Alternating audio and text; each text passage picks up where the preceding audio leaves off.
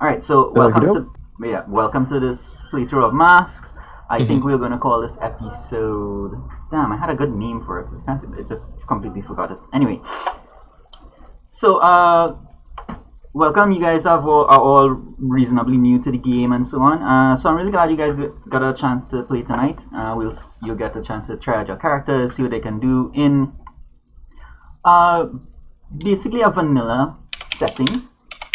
So you get to see what the default settings can do. Throw it around some corners. The game is going to be not too long, but it's going to be kind of compressed in the sense that we won't really have the time to go too deep into your backstories and so on. So that's what I meant by kind of a generic kind of thing. So normally in a campaign, we would have encounters and so on that kind of relate to your backstories and your NPCs. So we may not get to do much of those in a one shot, but I don't know, we'll see. So how we'll do this is we're going to start by introducing our characters. We're going to take turns, and what you're basically going to do is a short paragraph, your name and your power, and then you can go into the backstory questions, because by answering the backstory questions, that tells us a lot about your character, so we'll get to know you that way. Alright, so who would like to go first? I'll go first, I guess. Okay, cool. Okay, so for my character is Michael Mishra, also known as the Moonlighter. What they look like is they are male, like he, him. So Asian, Indian specifically.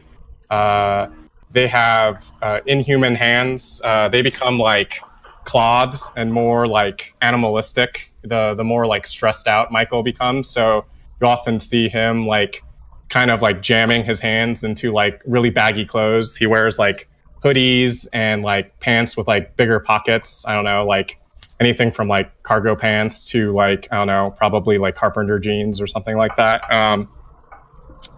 And Michael doesn't have any costume, but the way I think about it is that like all his clothes are like super cheap, because when he turns into the Moonlighter, he just like fucking he just rips all that stuff.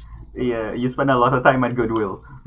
Yeah, exactly. It's essentially like all like things that would be considered like probably like way out of fashion, for whatever the modern times are. Let's see, abilities. The standard bull suite is superhumanly tough. For the Moonlighter, that means extremely durable and has like fast like healing regeneration, and then incredibly strong. For the Moonlighter, it kind of manifests as like scaling superhuman strength with the amount of stress that Michael's put under. Like the way I think about it is like probably the more like conditions. I'm gonna probably narrate it as like him progressively getting like narrating like it doing like more destructive things as time goes on.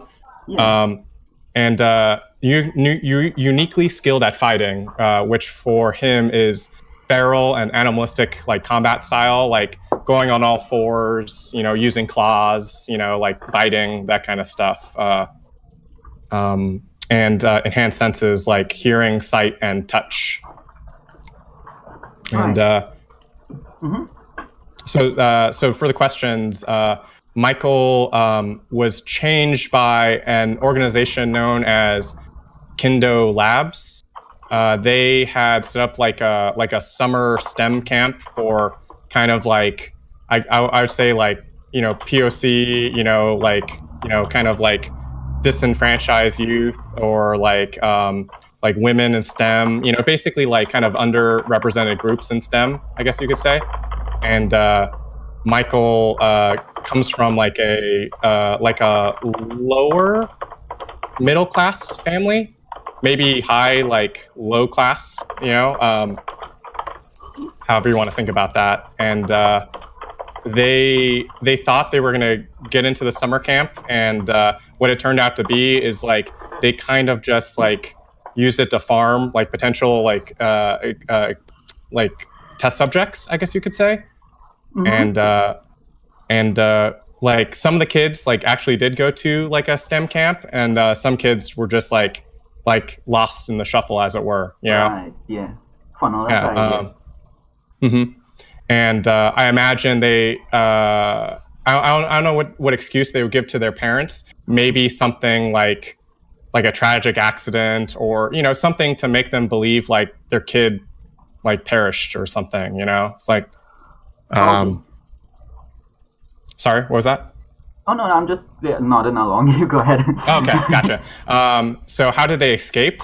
So they were successful in creating a very effective like combat, I guess like monster, yeah. And so all the precautions for keeping Michael locked up was with that in mind, to prevent like this very strong combat creature from escaping, right? Yeah. But Michael, he's a STEM kid, so he had like some skills.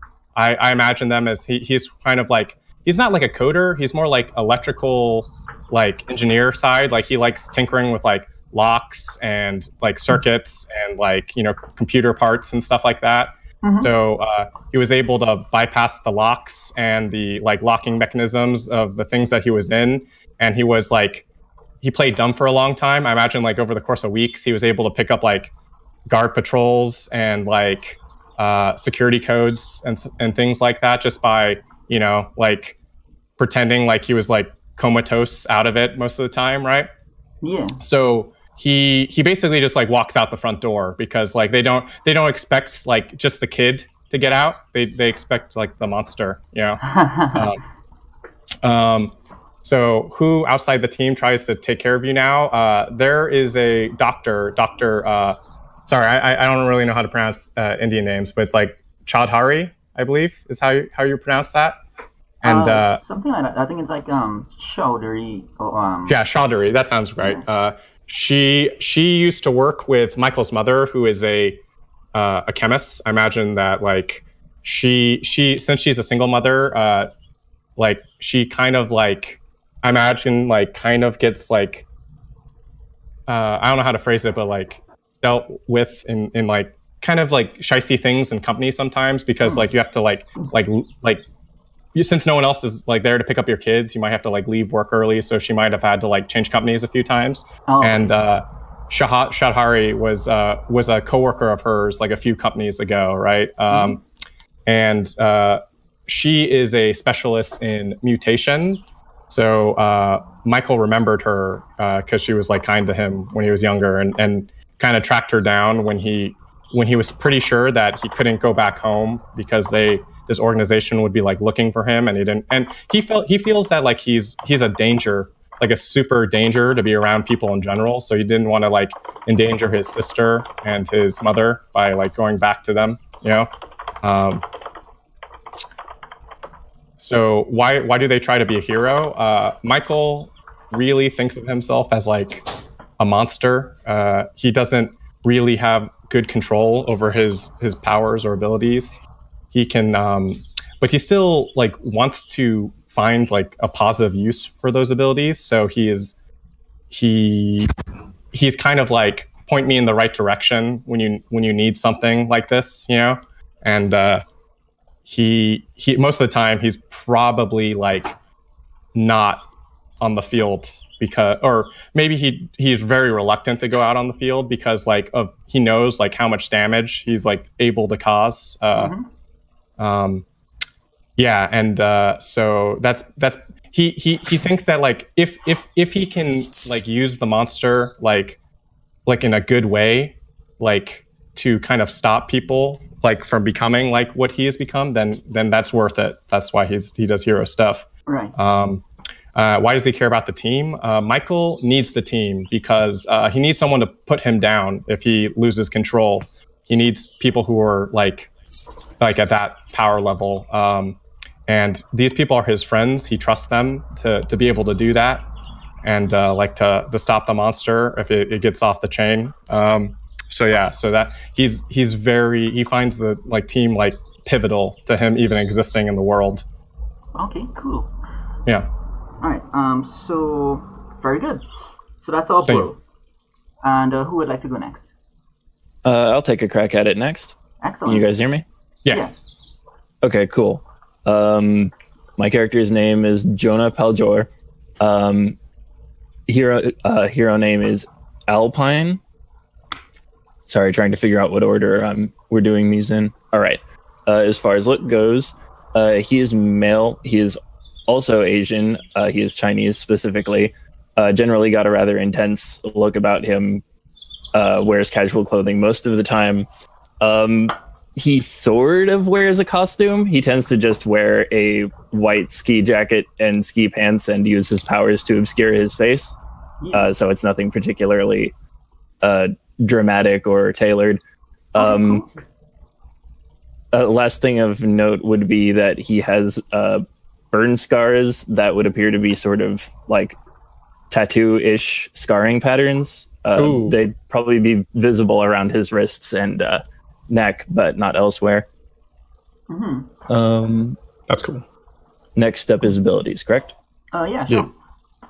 All right.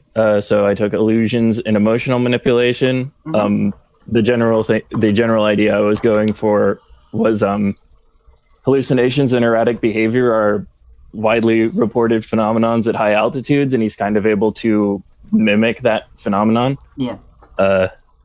That leads kind of into the start of the questions, I think. I've not missed anything, correct? No, you're doing great so far, yeah. Yeah. Okay. Okay, so how did he get his powers? Jonah's kind of a type A, extremely competitive person who's always, pushing his limits, doing extremely challenging things just to see if he can. One of these things was, climbing one of those large, particularly imposing mountains. Yeah. He reached the summit, but it did not go quite to plan. His memories of what exactly happened are fuzzy, but he believes he made contact with some sort of being at the top of the at the summit and made some kind of deal or was given some sort of reward or something. The only thing he knows for sure is he was apparently rescued later, woke up in a hospital, has the scars and the powers. What he does for fun, I sort of touched upon earlier. He just is constantly pushing himself, doing whatever seems like it would be a stretch or like it would be difficult for him to do, or like what other people would not expect for him to be able to do. He doesn't have a lot in the way of hobbies. He's kind of bad at relaxing and figuring out what he likes to do for fun because he's just constantly trying to figure out what next crazy thing he can shoot for. Yeah. Who outside the team thinks better of him than he does? I had the idea that after he developed his powers, his parents, who I'd imagined being on the wealthier side of things, hired like a consulting doctor who specializes in how power affect people physiologically and stuff to repeatedly, check up on him, make sure nothing bad's happening, that sort of thing. She's generally worried about him pushing himself and not, relaxing and exploring, actual interests, things he enjoys, that sort of thing. I was considering the possibility of also making that Dr. Chowdhury if SaiFai would be cool with that. Yeah, that's perfect, man. Okay. He wants to be a hero because that's the next thing on his list. It's a big challenge. It's one of the most dangerous jobs in the city. He now has the tool set, so that's what he's going to try and do now. And he cares about the team because, like I just said, being a hero is one of the most challenging things in the city. If you're doing the job, then in his book, that's at least a little cool. It's worthy of some respect.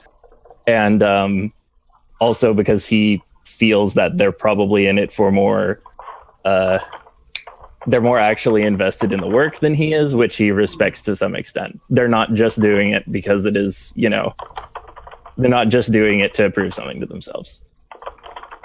As for playbook, I am going delinquent.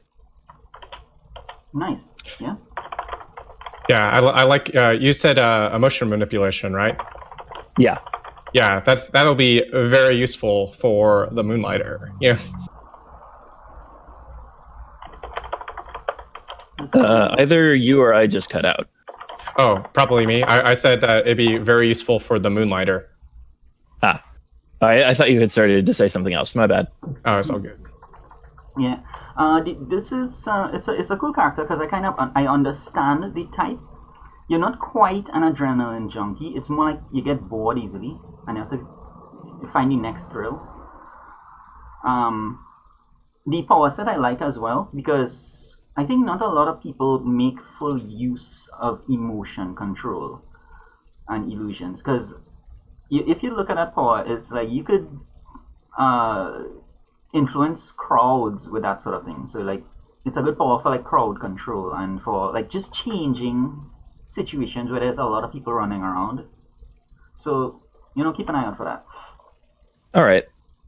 Yeah, so it's good. You have Mary Contrary, Team What Team. Team What Team is good. That's a good move. And Colonel Mind. Nice.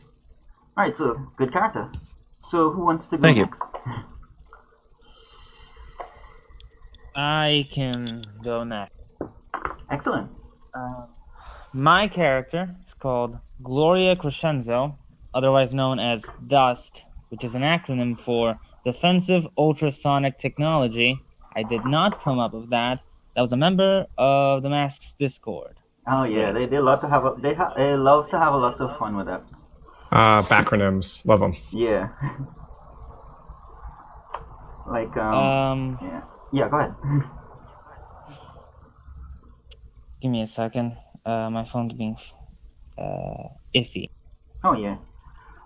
Like one of my favorite characters was a newborn, and I named him Chance, and I backronymed that. And it was I can't even remember what it was because it was like 5 things, but it was pretty cool. And it fit well.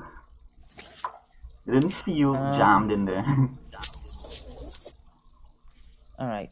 So Gloria, she is a cyborg or like a half human, half robot type deal. Mm-hmm. She suffered through a house fire, which was mysteriously never solved, and it's believed her family is either missing or dead.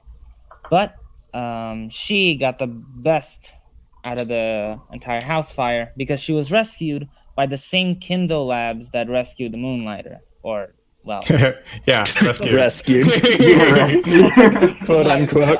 Yeah, that's what they would say for sure. Like every time they say rescue, they have to like put their hands to cover their mouths and do this wicked laugh. Yeah, fucking claws drop.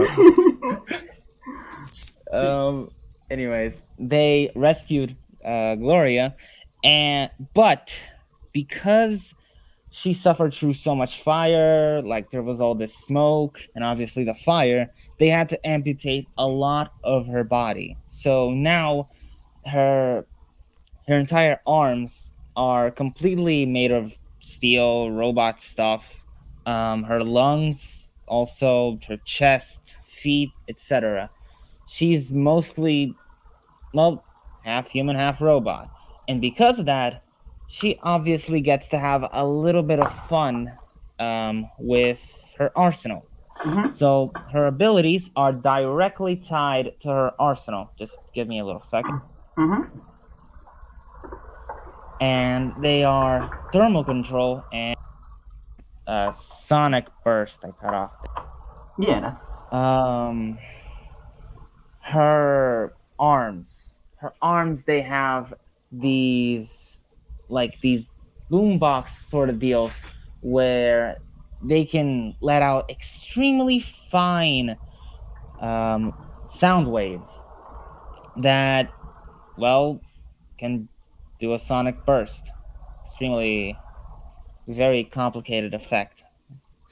And her hands and fingers, yes, they can heat up at extreme temperatures, which can burn or just completely scorch. She can also mix those abilities up, synergize them pretty well, sometimes, maybe. Anyways, for her backstory, just give me a little second. She was created, kind of, by the Kindle Labs. As I said, she was took in. But because of the fire, the smoke, and all that crud, yes. You can say crap, I think. All right. Because of all that stuff that went on, she completely lost all of her memories except for her basic functions like breathing, blinking, etc.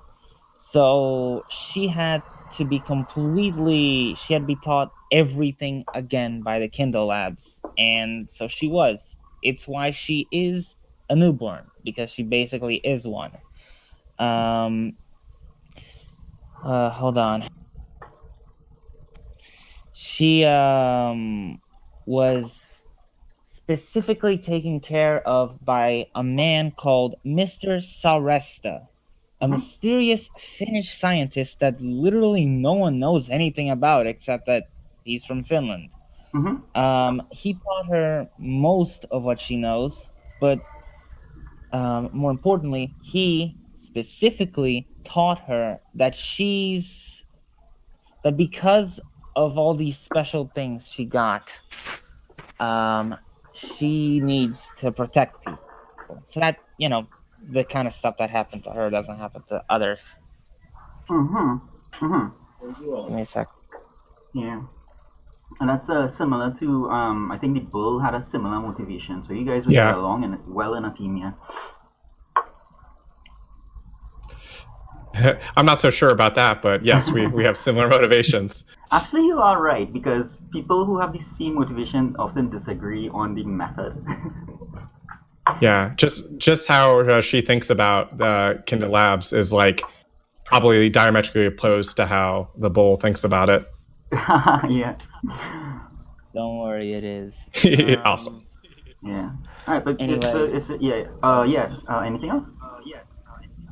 What was I saying? Right. She's a weapon.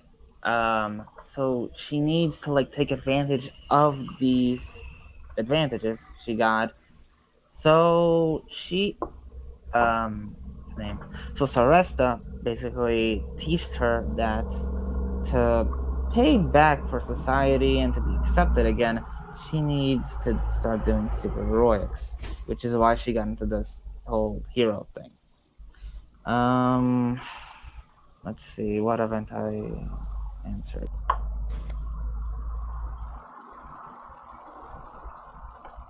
Right.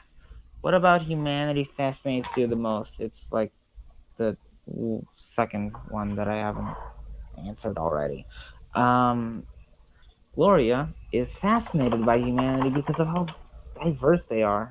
Like, some of them will sacrifice almost all they have to save someone else's life, which is what she sees in Saresta. And some will sacrifice everything to end a life. And she wants to understand all there is to know about humanity, why they work, how their cultures, etc., etc. Okay, nice. I like the character. I like the power set as well. I think that's a good combination. I've never seen that combination played, so that should be interesting. That's really it. Okay, cool. Let's see. Alright, so I believe that leaves us with our last teammate, who is... Yes, sorry. just had a coughing fit. Oh yeah, cool. I may occasionally have to stop talking a couple times because I just start coughing. Yeah. So yeah, I'm playing Zooey Knight, who goes by Nova. So I have everything in the Roll20 bio if you want to look at that, but I'll go over it anyway. Yeah. So yeah.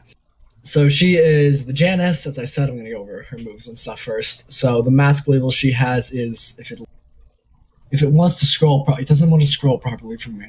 Come on, give it here. It's I'm trying to view what the label is because I've kind of forgotten, but it keeps. There we go. Can extend it. There we go. Superior. That's it. Oh, okay. Oh yeah. All right. So your label is superior. Nice. Okay. And then I took the moves I'll Save You, which basically lets me to, if I reveal my secret identity to someone watching or mark a condition, I can defend a loved one as if I rolled a 12 plus. And then if I spend time talking to someone about my identity, they can tell me, or I can ask what label they want to put on me. And they tell me, and if I accept it, I take one forward and mark potential or clear a condition. Obligations were schoolwork, best friend, and significant other. And I don't feel like I need to go over the team moves because that's not going to come up. Actually, with me they often do, but yeah, I mean you can skip over that because it's standard. Yeah, that's standard. Right. So what are your powers? Because I don't think I saw that one. I didn't actually write them down, but I remember what they are, and I just have to get up. Powers were impossible mobility and supernatural senses. Let me write those down. Oh, nice. Very good. That's cool. It's like Daredevilish. Impossible. Yeah, it was when I was kind of putting it together, I was actually thinking more of a mix between Batman and Spider-Man. But yeah, I see Daredevil in it. Now that Yeah, I consider Daredevil the cross between those two types of heroes. Yeah. yeah, I mean, she isn't blind, and Daredevil is. But yeah, I still get where you're coming from. Yeah. So our tech people would be primarily Gloria, but I think everyone else can kind of find their way around tech as well. Okay. Just added in the powers on the sheet now. Okay, so the look is she is female, obviously. She is Asian Korean more specifically. She usually has like boring clothing like hoodies, jacket. You can kind of get a sense of that in the picture. Mm-hmm. She has a concealing costume, which I just realized I didn't put on there, so we get that. Oh yeah, I mean, it's okay. If this were a campaign, we would have spent a lot more time in the character creation, and we would have like paid more attention to the finer details such as that. But you know, yeah. I just had to copy it across from the Google Doc up on my other screen, so it's in there now. All right, and it has like the hood, and you can see the kind of what's that called? It goes it's not a bandana. Is it a bandana? Whatever, that thing. Oh right. Okay. What do they call that? Yeah, I've totally forgotten what the name for that is. A face shield, a dust shield, or something. Yeah. Oh man, yeah, it could be like a bandana. It could be like a baklava. I don't know. Yeah. It could be sorts of. It's not a balaclava. No. Yeah. It's not a baklava. I don't think I've ever heard it pronounced baklava before. By the way. Yeah, I don't know how to pronounce words, so don't worry about it. Are we talking about the kind of ski mask or the Greek dessert? It's supposed to be a ski mask kind of thing. That's why. The ski mask is a balaclava. Yeah, balaclava is a Greek dessert made out of pastry and honey. Balaclava. Yeah, that one. I think to me it looks like what dirt bike riders wear, like a dust shield. Yeah, that covers the lower part of the face. So it functions like a bandana, but it's purpose made rather than a makeshift thing. Yeah, it's like that bandana thing that goes across your mouth. This is the dessert, right? Yeah. Yeah. Dessert. That's really good. That's just really good. Okay. Anyway. Right.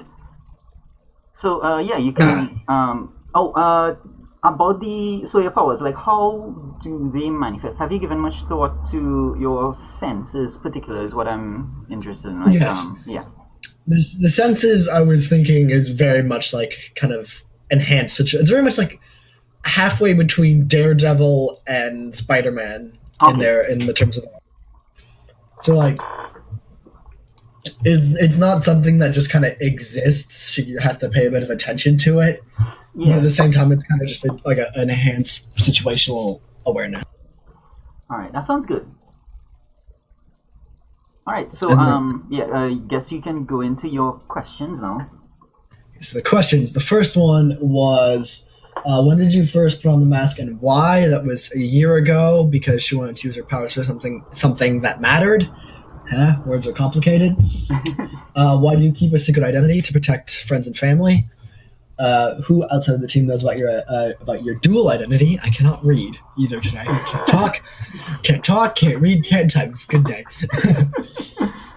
Just just her SO. Who thinks the worst of your master?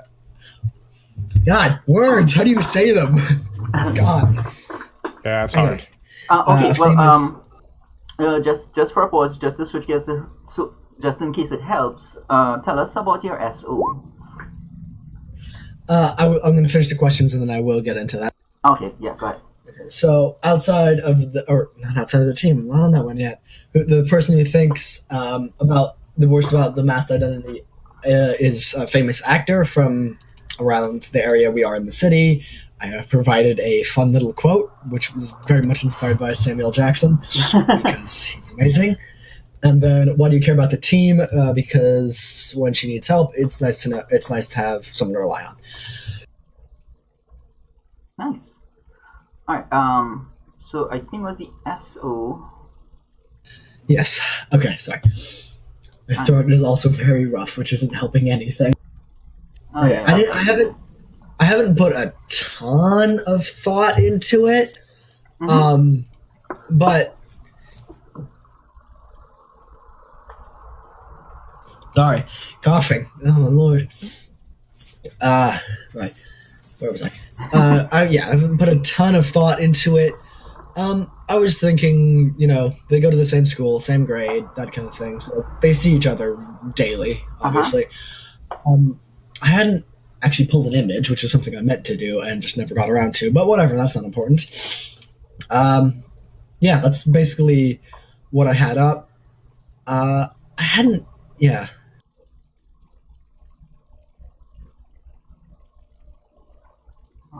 Alright, good. Oh, messing with my volume here.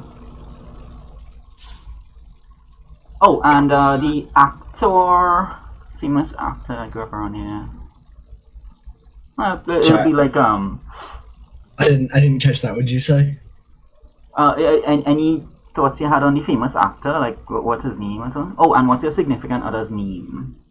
I was gonna leave the actor's name up to you.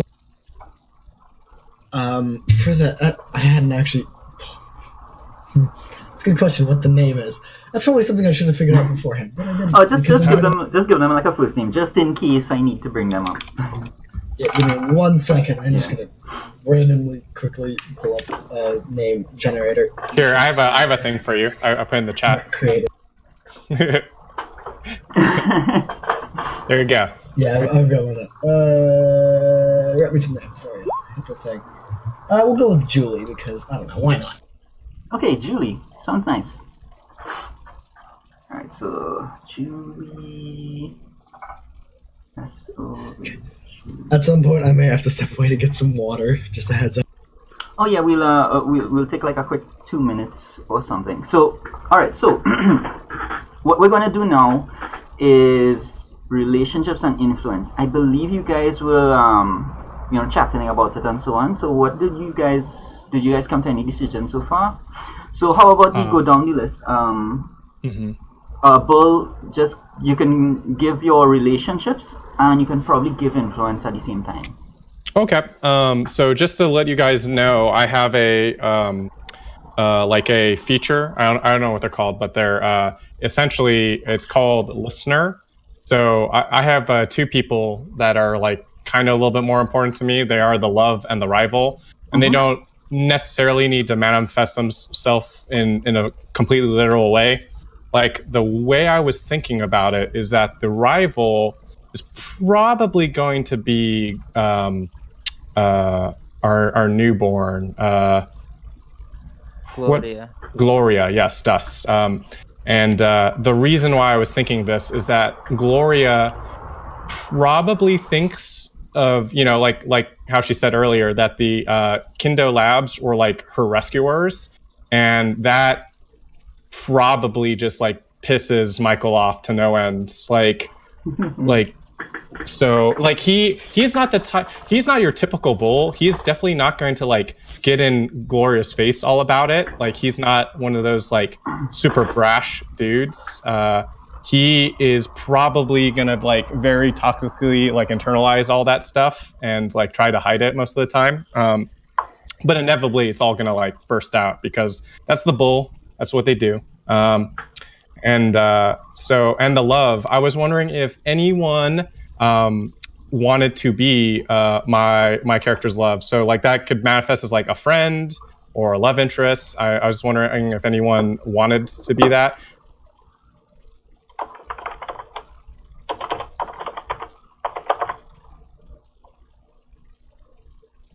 Any volunteers?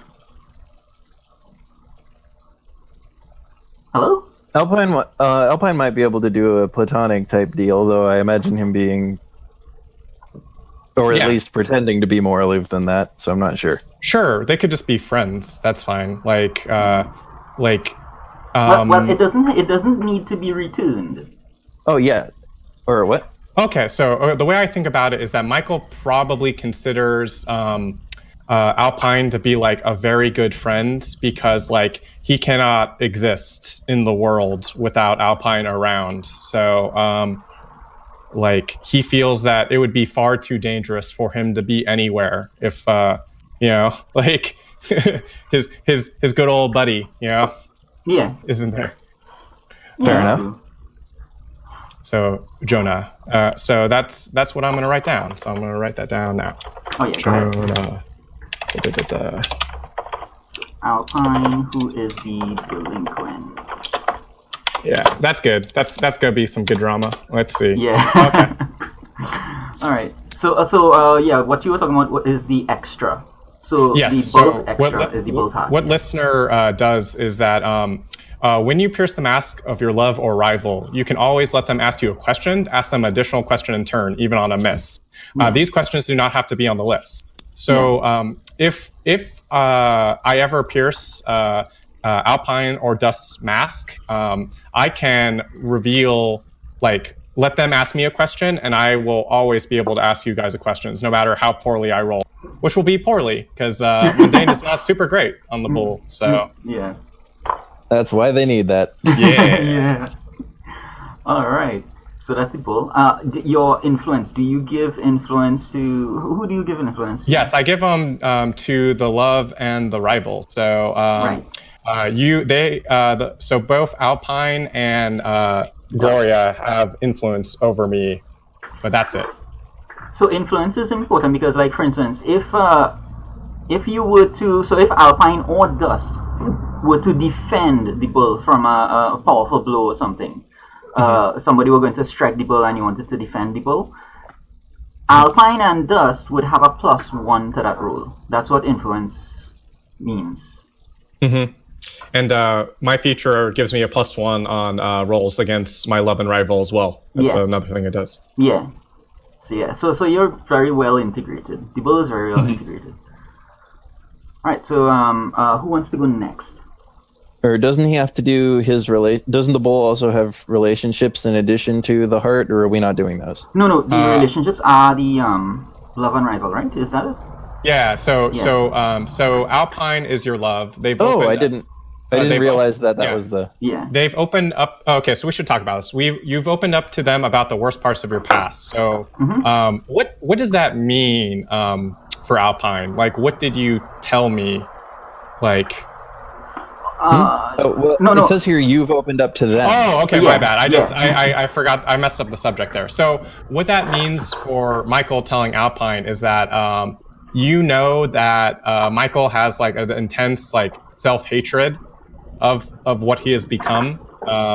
He does not want to use his abilities because it reminds him of like how inhuman he is now.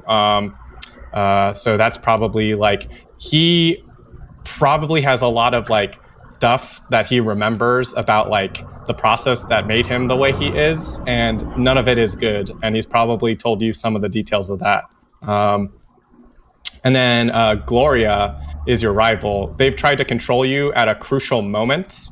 So Mary, what did Gloria do to Michael? Yeah. Good question.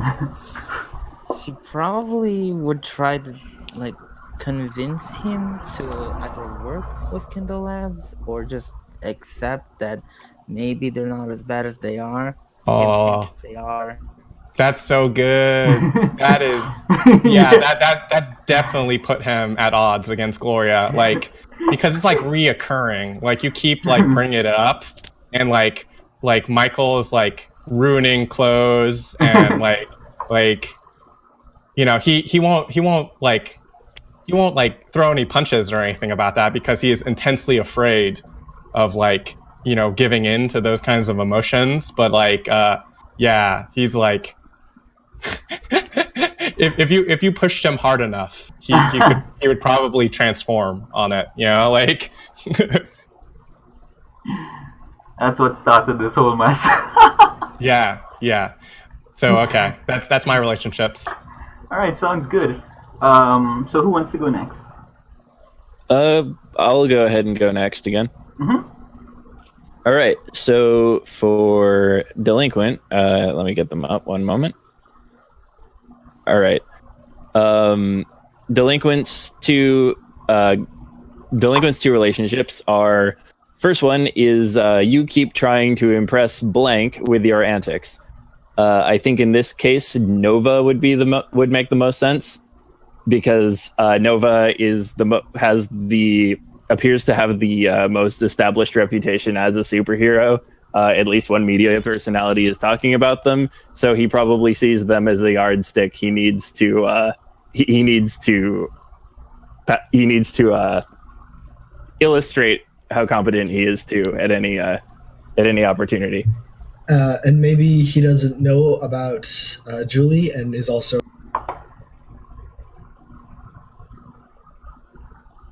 Sorry, you cut off again. Oh, did I? Okay. And maybe he also doesn't know about Julie and is interested that way. Just a thought. You don't have to go.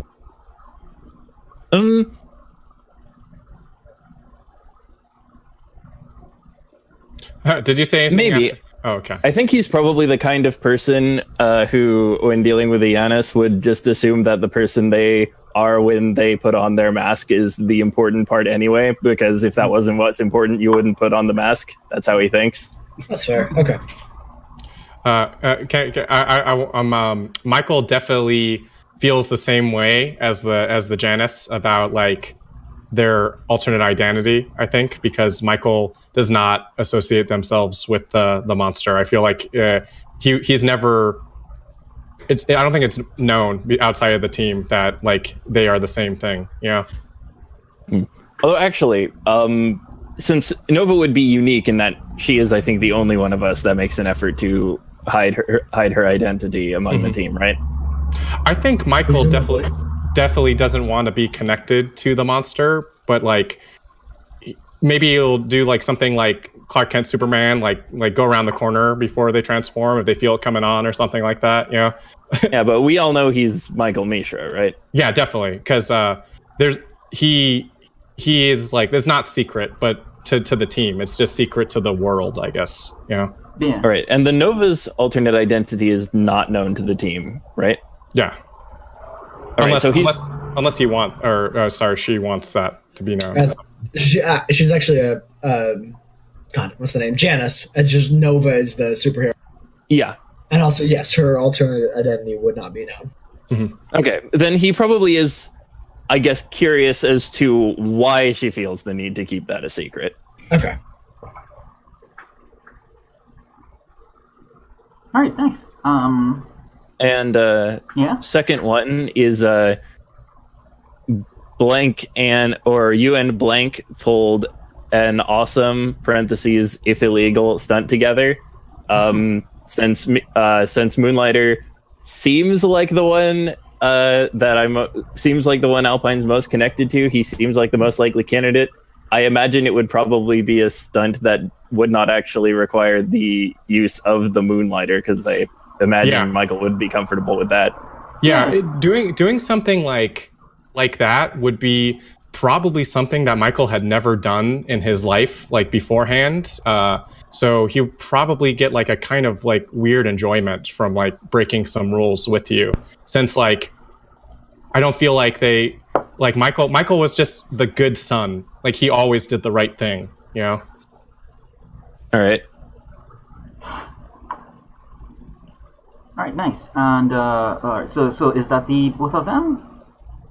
Yes, and as far as influence goes, there's nothing to handle because the delinquent cares way more than they pretend to, and all of you have influence over me. All right, nice. Alpine.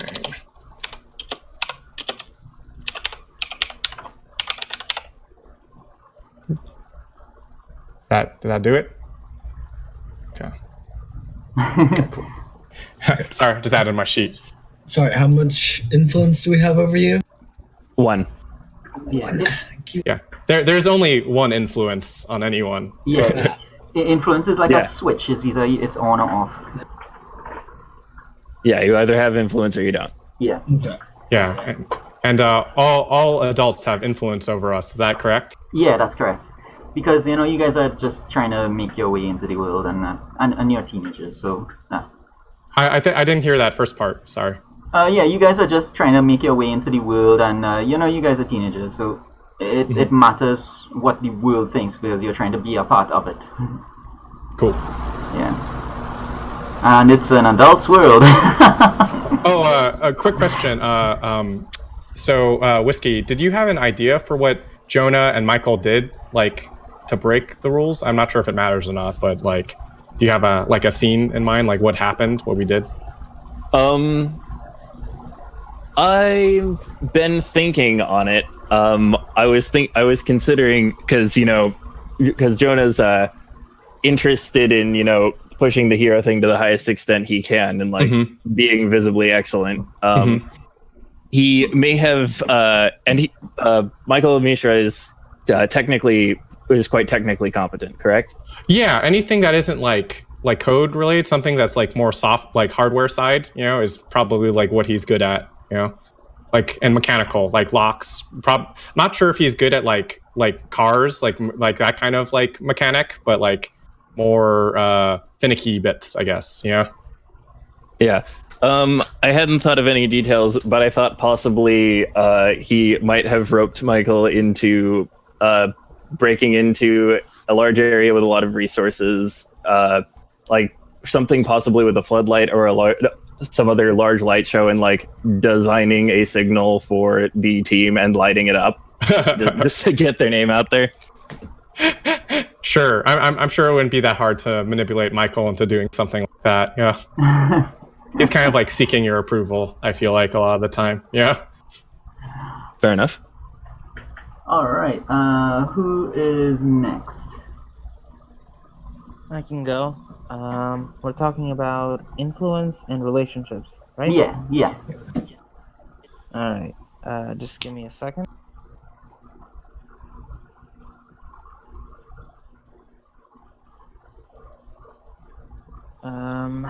Okay.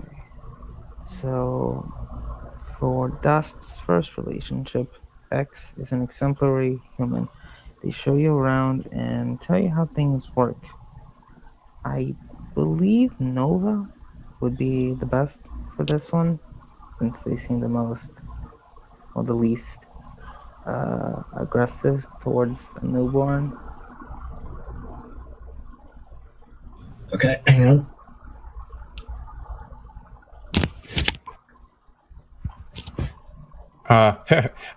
Just to let you know, Mary, I think Michael is never like aggressive to Gloria, but he's definitely very cold to Gloria. Yeah. Yeah, that was the word I was looking for. Yeah. As good of a pun as it would make, Alpine does not act particularly cold towards Dust either. You are right. That would make a good I can't remember the two. But What was the relationship? Sorry. I disconnected.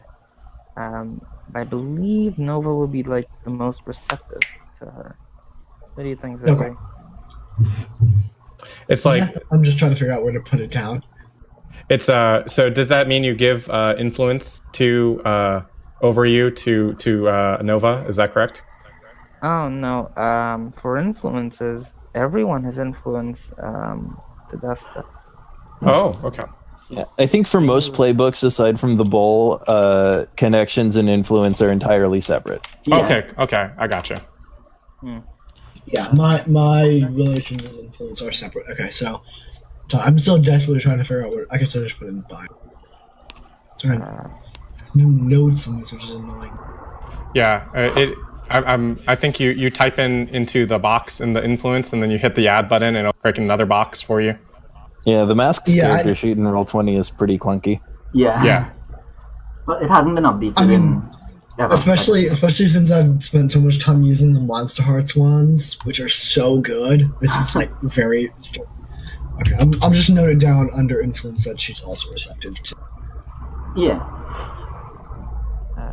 And for the second relationship, the behavior of X confuses you again and again. You're determined to understand humanity better by studying them.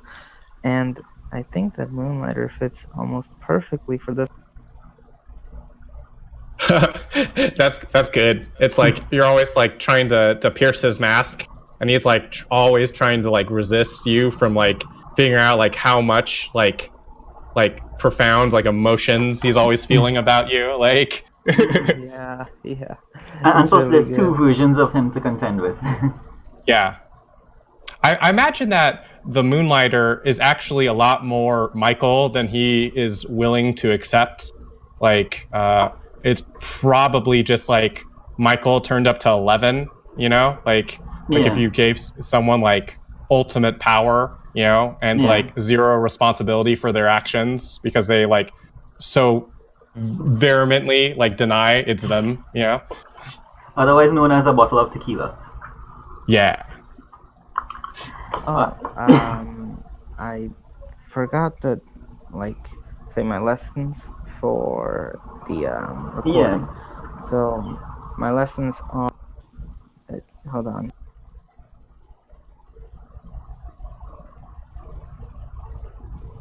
It's loading.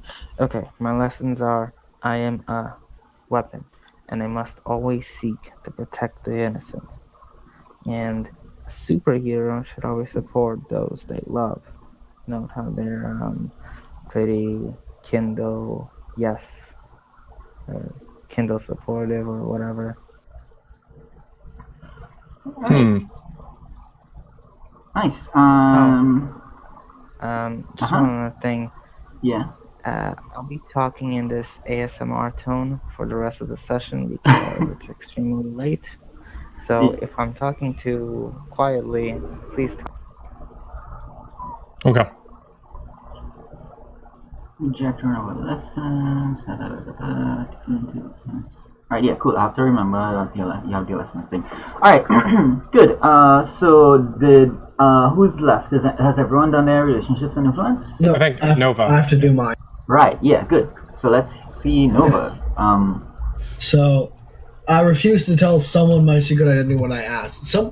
Who was that? That was like, was that Alpine? No. Who was it? I remember someone saying that they were very interested to find out who I was under the mask, and I'm trying to remember who that was. I mentioned that Alpine's probably not curious about what kind of person Nova is under the mask per se, but is curious about the decision to wear a mask and hide your identity, because he's just kind of going out and doing the hero work.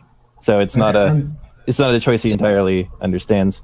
Yeah, I could see him just sort of casually asking about the identity because of that, like not realizing that it's, you know, an issue that would be worth hiding. Yeah. Okay. I mean, unless anyone else wants to claim it, I think it makes sense to give it to Alpine. Yeah, not Michael. He gets it. Like, he completely understands the need to like separate yourself from that persona.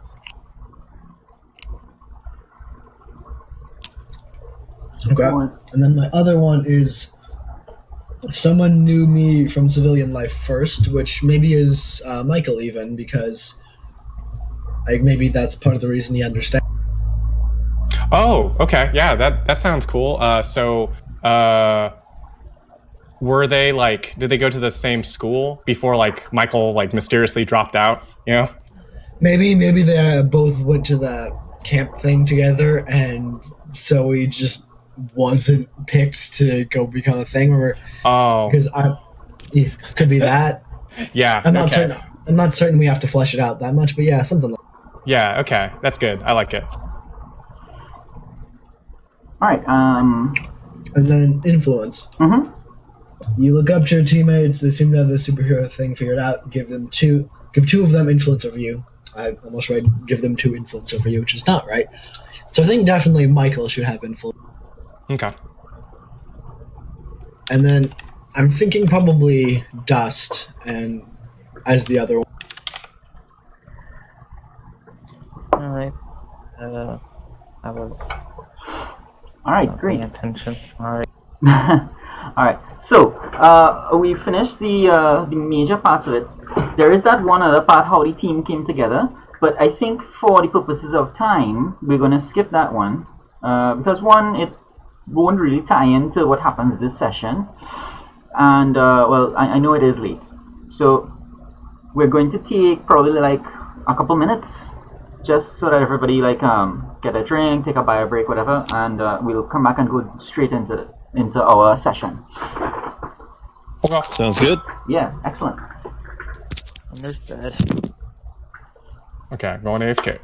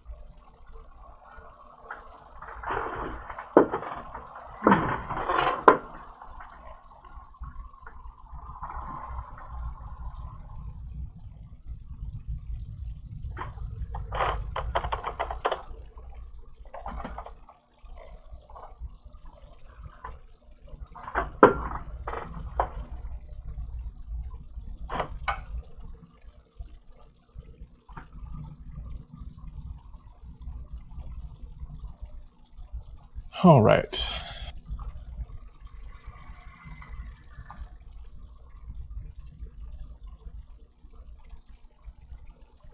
FYI, I am not going anywhere. Nice. I just Cool. grabbed something from the fridge. In my room. Mm.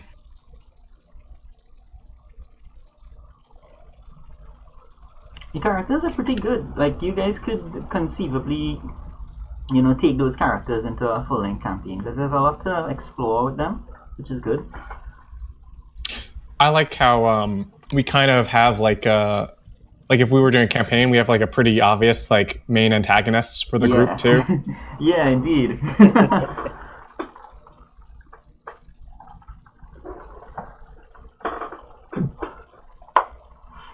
Alright, so the picture I put in there is like the opening scene, so to speak.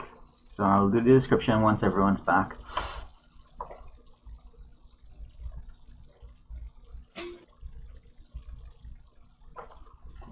Here. So we started at 10:09, at 9:09. We'll start at 10. Yeah, just for fun, D, if you ever want Michael to just like be the Moonlighter, just let me know. Like if it just happens, because he doesn't necessarily have the finest control of. Yeah. I think what will happen is that if you fail a roll, that's one of the things that can happen as a result. Okay, cool. Yeah. So the GMs have like different moves. The GMs have moves just as well as the players have moves. They have things that they can do when a player fails, or when an NPC marks a condition. They can make condition moves. So like those moves can take different forms, and some of the one of the moves is to activate the downsides of the PC powers. Perfect. Yeah. For Michael, it's all downside. Yeah, Michael has a lot to be wary of. Yeah. Because basically how I'm gonna play it is like I'm pretty much gonna always be using in a China shop whenever I'm the what do you call it, the Moonlighter, because that's how I see it. Like, Yeah. All right. Well, if I do my part of it correctly, what I should be doing is making it much more of a gray area for you. So I'm going to make it difficult for you to decide to just rush in.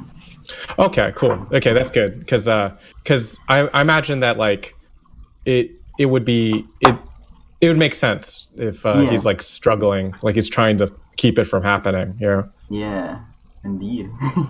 that would be better. I think that's better too. Okay. Yeah, that's actually a large part of the Hulk storyline as well. So it fits well. Yeah. All right. Is everyone back? Who are we? Oh yeah. Yeah, I'm here. I think everyone's here. Yeet. Oh, okay. Okay. Cool. All right, cool. So as we start this, I'm going to say it's a school day. Should it be a school day? Doesn't matter, Michael. He doesn't go to school anymore. Yeah. Neither does Dust. It won't matter to Alpine if there's anything more interesting than school going on. So let me put the question to you then. It's a bright sunshiny morning outside. You guys are not at the school building. You guys are at the edge of a crowd that has been gathered at the footsteps of the museum.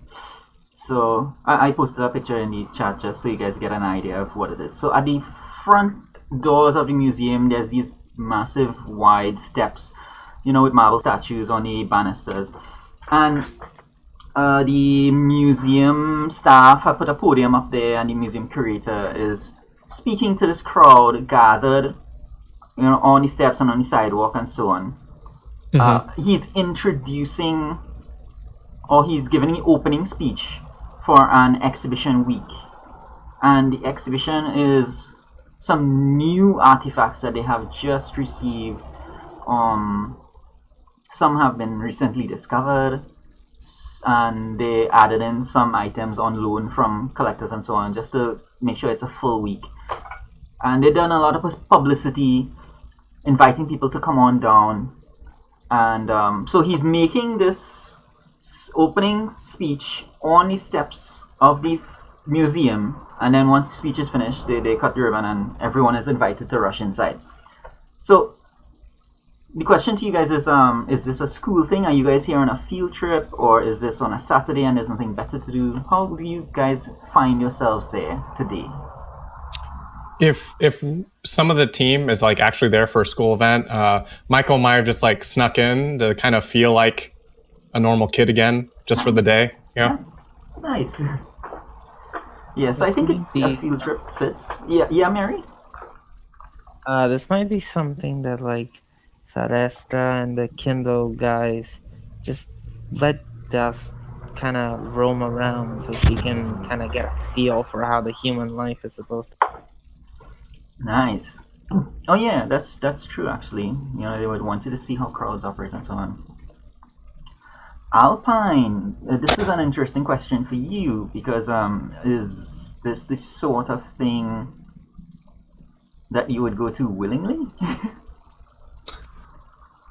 I mean, it seemed the opening to a new exhibit in a museum seems like something Alpine might be interested in, if only because he wants to scan the crowd for potential villains, scoping out the place for a crime later. Because that's what you do with rare stuff once it gets displayed. Yeah. Plus, I would also say that the stuff that's on display is not historical. Like, a lot of it is stuff that has been seized from supervillains and rare artifacts from alien encounters, that sort of thing. Because, it's Halcyon City. So there'd be a lot of stuff in there that there might be one or two things in there that would catch your eye, you'd think. So you'd have reason to be here as well, yeah. So you guys you probably have come late. I mean, there's the fanatics and the collectors and so on who were lining up early, but you guys just kind of showed up. So you guys are on the edge of the crowd. The curator and his assistants so on are on these steps, and he's giving his speech. And Zooey, give me an assess the situation. Okay, that is. Zooey. I don't know what role that is. There it is, superior. Okay, so yeah, there we go. Nice. That's quite a roll. So let me just. Sorry, I was just reading the little descriptions and just missed assess the situation. Yeah.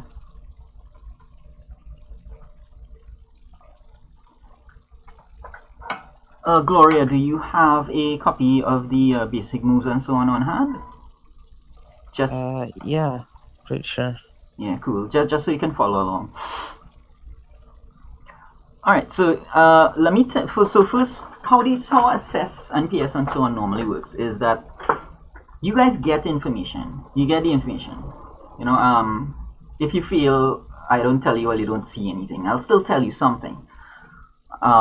It may be something that has an effect on you or so on, but you still get the information. And then if you get a hit, like you just did, then you get to ask questions from this list. So what you do here is you hear a high-pitched kind of whistling and whirring sound. Now it sounds like something flying through the air. Maybe like an arrow being shot through the air, but it sounds big. It sounds pretty big. It's like, this isn't an arrow. Okay, so I think the two I'm going to ask are what here is the biggest threat and what here is in the greatest danger. Ah, good. So this now is information that you would have a head start on because of your senses. So what is happening here is there's a ship, an airborne craft, very futuristic. It was cloaked, and it's coming in for a landing. And when I say landing, this is sounding like it's going to be a crash landing. That's the biggest threat, and it's going to crash land on the stairs of the museum. And the people in the biggest danger are gathered all around those stairs. Okay, is there some way I could create something loud but not dangerous to kind of get everyone off the stair? Yes. How would you... Okay, so first of all, I think let's do team, because this is going to get ugly pretty quickly. So what would this be? Nova being the leader in this case? You guys tell me. No, so Nova noticed it first. But as a team, who normally makes the decisions? Or actually, yeah, you are right. Nova did notice this first. So Nova, what would happen? Would you take the initiative, or would you look to someone else first? Well, yeah, she's probably going to do exactly what I said. She's not really going to alert anyone. She's kind of just going to try and clear the stairs and then try and go for. All right, cool. So that means you would basically be the leader, yeah. I would agree. But it is the team vote, so are you guys okay with that? Yeah. All right, nice. Alpine wouldn't mind. Sure. All right, so does the leader have influence over everyone? Do you? No, I have influence over Alpine and Dust, but not Moonlight. Alright, so 1 second. 17.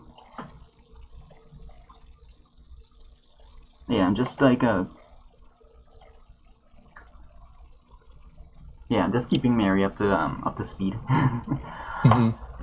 Thanks. So what's your purpose, leader? Yeah, good question. Yeah, right now she's just trying to basically protect the innocents, get them off the stairs, get them out of danger. So would Michael know that there is danger? Like, Yeah. is this something we okay? So So how it'll work is, you guys would be aware of this, but because of his senses, because of her senses, Zooey would notice it first. So Zooey will act first. So you see like that look of like kind of like, oh, there's danger on Nova's face, and then you're kind of clued in. Okay, all right.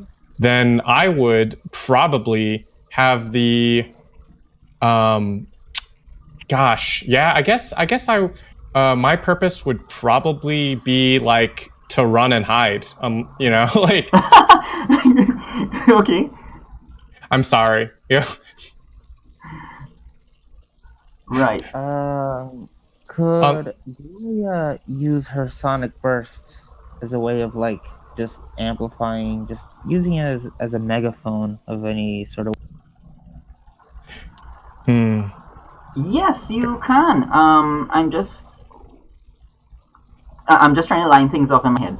So I know. I have to get used to these names. I know Nova has the option to act first. So Nova can do something first, or Nova can just ask you to can just do like a quick, they're in danger, get them away kind of thing, and have you do it. She's probably gonna try and get everyone away herself, because she figures the others, especially since she's not in her costume right now, are better equipped to deal with the thing without like causing problems. Yeah, unless Michael's given specific guidance for something, he will break off from the group because like he doesn't want to endanger anyone and like try to hide, but like not leave the super team. Yeah. Like he doesn't want to be with the civilians. He wants to hide somewhere separate from wherever they're going. Like. All right, so I'll say that you guys have 3 teams. Just to start things off. Got it. All right, so you guys have 3 teams now. So Nova, back to you. You want to do something to get the crowd to leave the area or back away or scatter, right? Yes. Okay, so you have impossible mobility. You have super senses. Now there's a couple of things you can do. Now, generally, I'm not supposed to give you suggestions. So, did you have anything in mind for how you would go about doing this? I hadn't actually thought of anything yet. Okay, so like one thing you probably could do is you can use your impossible mobility, get up there, grab the mic, and put it right next to a speaker so you get that feedback sound. Okay. or you get to the mic, you try to tell them incoming or something like that. Okay. She's probably gonna go lean more towards the second one, and just kind of like trying to be inconspicuous in the crowd, so as few people as possible really notice it's her. But she's kind of just gonna call for everyone to look out and point in the general, and kind of like trying to direct attention in the general attention of the thing. Okay, all right, yeah, that sounds good. So that sounds like a provoke. You're trying to get this crowd to react sensibly to incoming danger. Okay. Sorry, I didn't catch what kind of roll that was. So it's provoke. Yeah. Oh my god, what the hell are my dice doing? Oh, yeah. Dice cheating over here. This stuff is gonna come down so hard on me. When Look at Zooey hacking into that RNG seed right there. Yeah. Seriously, all my RNG actually today has been really. For Mary, he rolled a 12 just now on his assess, and he rolled a 13 on his provoke. So he's doing well so far. Well, he ain't getting that potential. No, yeah. And to let you know, it's a +1 on those, so they rolled very well. Yeah.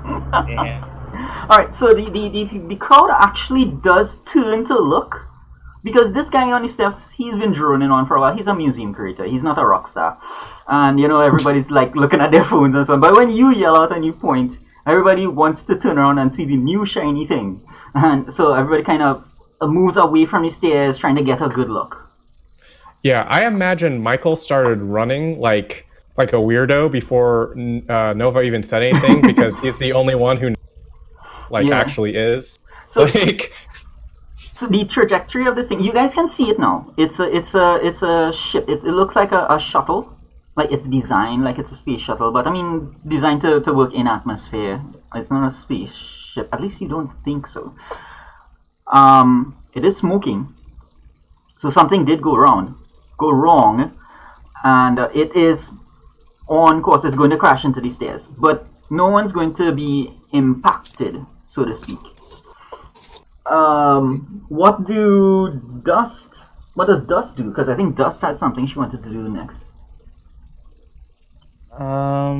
Well, considering how pretty much the crowd is safe and there's not much else to do, I think that she's gonna back off and wait for what happens next. All right. Alpine, do you do anything before this thing comes down? You have probably 5 seconds before it lands.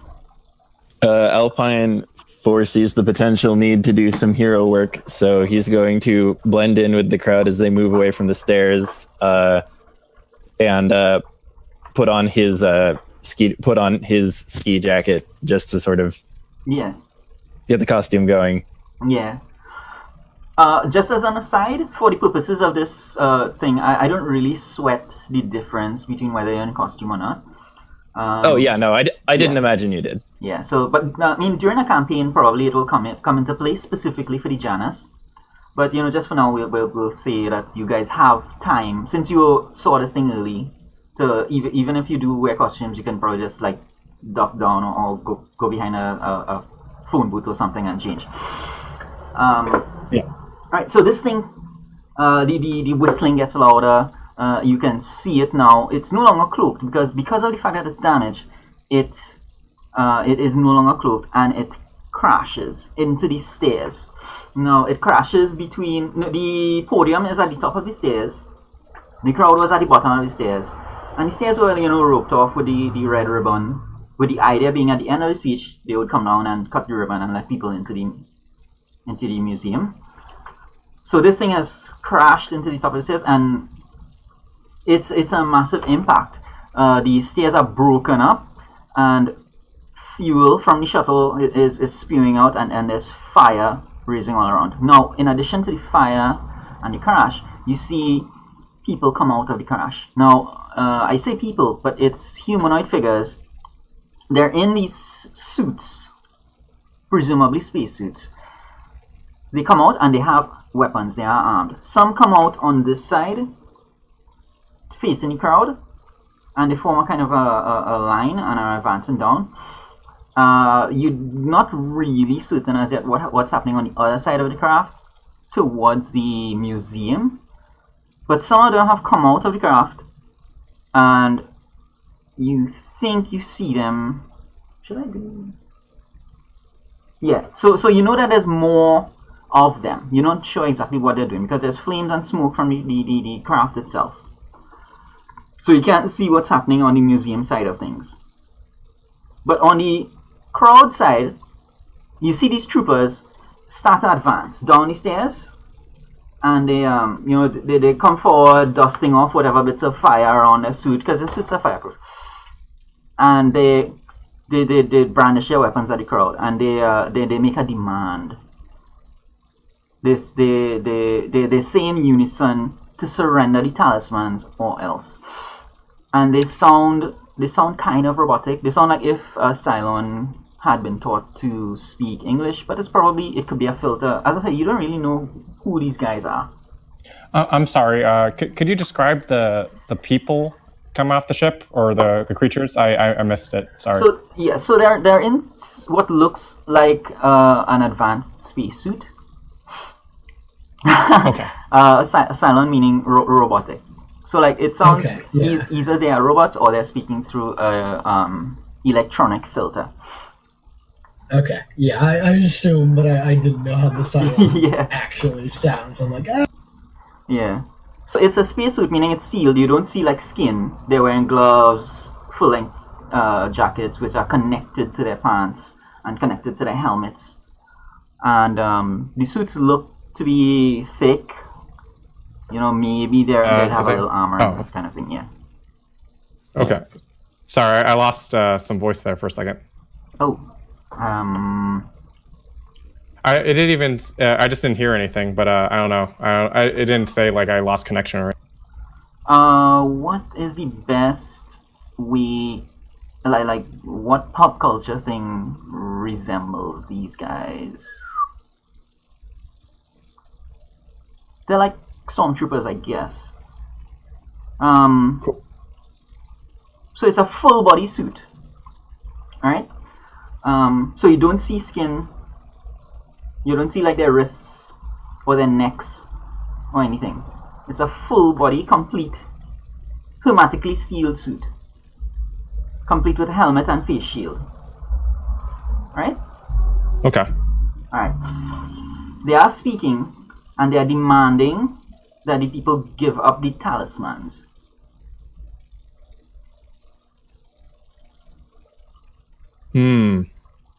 Yeah, I have no idea what they're talking about. So. Alright. So you know they want something, and they're going to continue advancing the crowd. They're going to get to the people, the nearest ones they can, and they're going to start grabbing people. Yeah. I was going to say, should we go ahead and cut in whenever we want to act, or should we wait for you to finish? You can cut in anytime. Okay, then I would like, Alpine would like to do two things as they're advancing towards the crowd. The first is simply to assess the situation. Okay. That's superior, correct? Alright, so I'll keep switching between the teammates. So you do one thing and then I'll find out if anyone else does the other thing until everyone has had a turn, then come back around. So for your one thing, you get to decide like which one you want to do first now. Okay, I'll assess the situation. Alright, cool. So give an assess. All right, no situational bonus or penalty.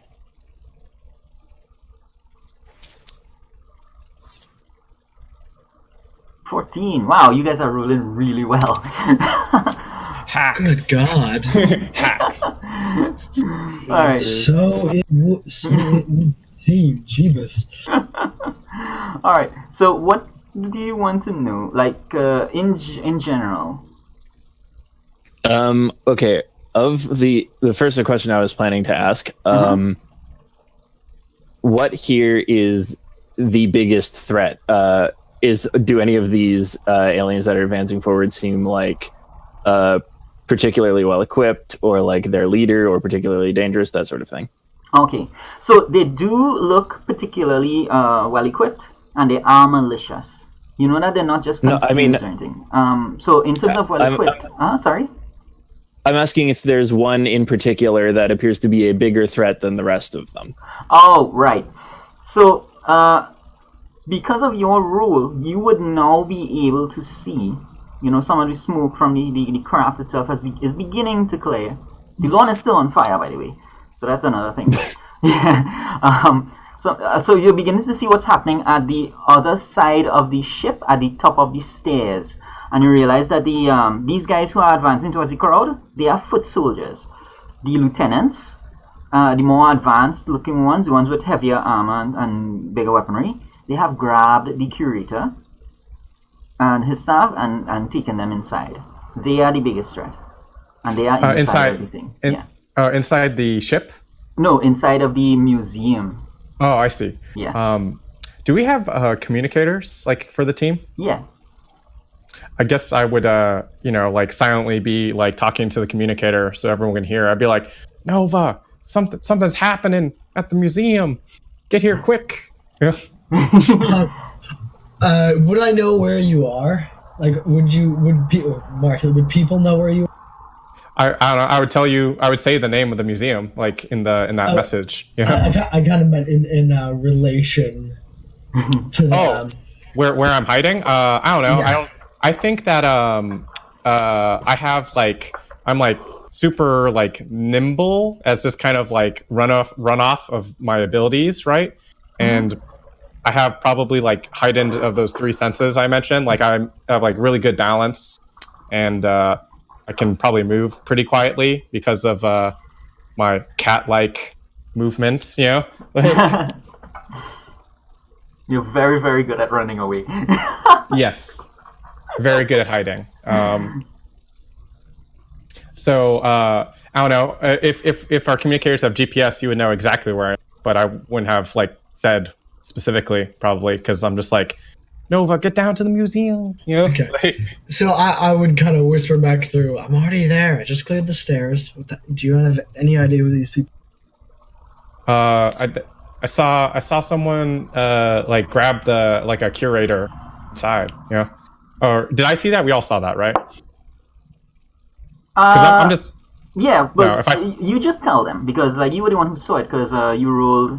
No, Alpine rolled the thing, so Alpine would probably just have to let you guys know. Okay. Alpine had mentioned that. Yeah, so once Alpine... How many of them how many of them took the curator inside?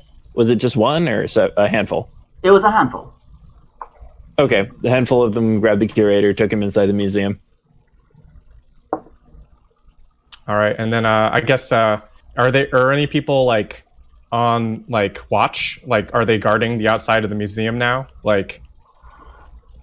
There was museum security guards, but in this situation, they aren't. I meant the stormtrooper dudes. Do they leave some dudes as a rear guard kind of thing? Right. So the rear guard are the ones that are advancing on the crowd.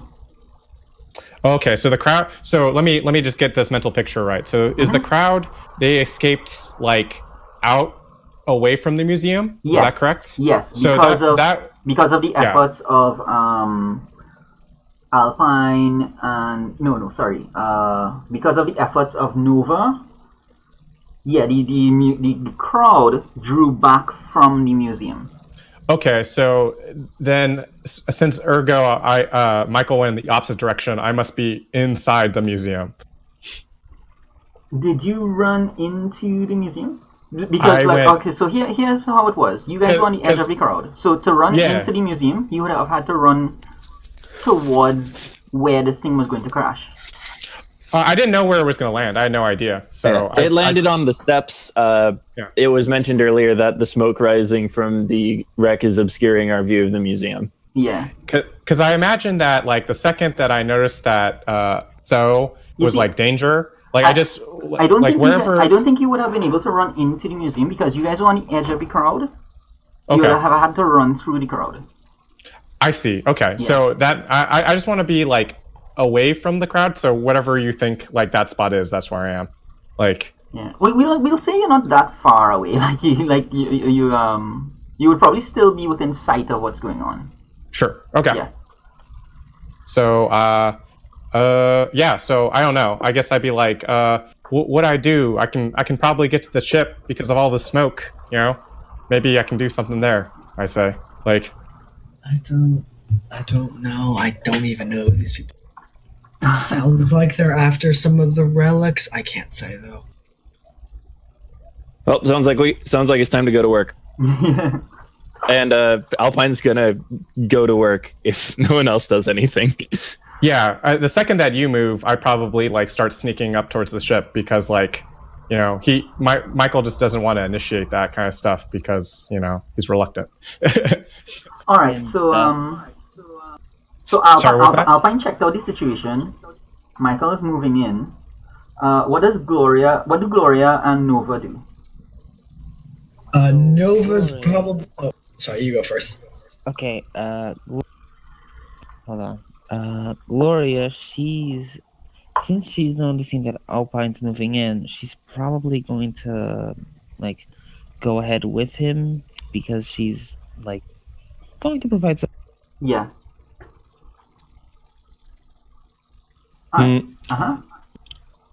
I guess I'm gonna try to like sneak up towards the ship to whatever direct in the smoke. I guess like wherever the wind is blowing the smoke in. I don't know.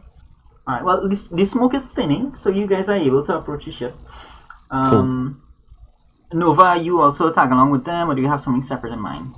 She was probably going to look for a place to actually change into costume since this was a school field trip originally. All right. So remember, guys, that it's you guys, then the crowd, then the foot soldiers, then the ship, then the museum entrance. Okay. So Yeah. I thought you were saying in turn order. That's like the order. No, of that's- things positioned. Okay, got it. So is there any way for Michael to get around the crowd? you and guys get can move towards the through the ship? crowd. You guys can move through the crowd. That's not a problem. He does not want. We to should move probably through the deal with crowd. the aliens that are trying to grab the crowd first. Oh, there are aliens grabbing the crowd. I didn't. Yeah, that's what the foot soldiers are doing. They're moving towards the crowd and starting to grab them. Yeah, that seems like a really bad job for Michael. He's probably not gonna do. Like, Yeah, just seems like that detail might have gotten missed. I told you I'd make it hard for you to decide. Right. Let me just. All right. Is it all right if I go ahead and make a move? Let me Yeah, see. That because- is. Nova's probably like on a rooftop, like somewhere out of sight, just quickly getting into costume. All right. So what's your move? Before you guys get to the ship, and I think it was Gloria and someone going towards the ship. So you guys would encounter the foot soldiers first. What do you do about them? Well, as soon as Alpine notices the foot soldiers start to try to grab the crowd, Yeah. I think that those foot soldiers need to be preoccupied with something else and not trying to grab the crowd while we engage with them. So Yeah. he is going to use his powers on one of those foot soldiers selected at random. Yeah. And he is going to create or attempt to create an illusion of in that foot soldier's peripheral vision of one of the foot soldiers next to him, turning towards him and moving to shoot him. All right. So give me. Like this plan. Yeah. Give me an unleash. All right, Yeah. You're not plus attacking 0. yourself. Here we go. I believe our dice have been too good so far. Yeah, and this is the first no. roll that matters, Oh, no. which means oh no! Yeah, exactly. Oh, okay. just barely. So No it's punish. a 7. It's not a total fuck up somehow. It's a 7. Given the situation, I think that unstable kind of fits better than temporary, because I think that what's going to happen is that this soldier, it does turn to the rest of his unit and start firing. And but he's firing wildly because he's trying to resist your control.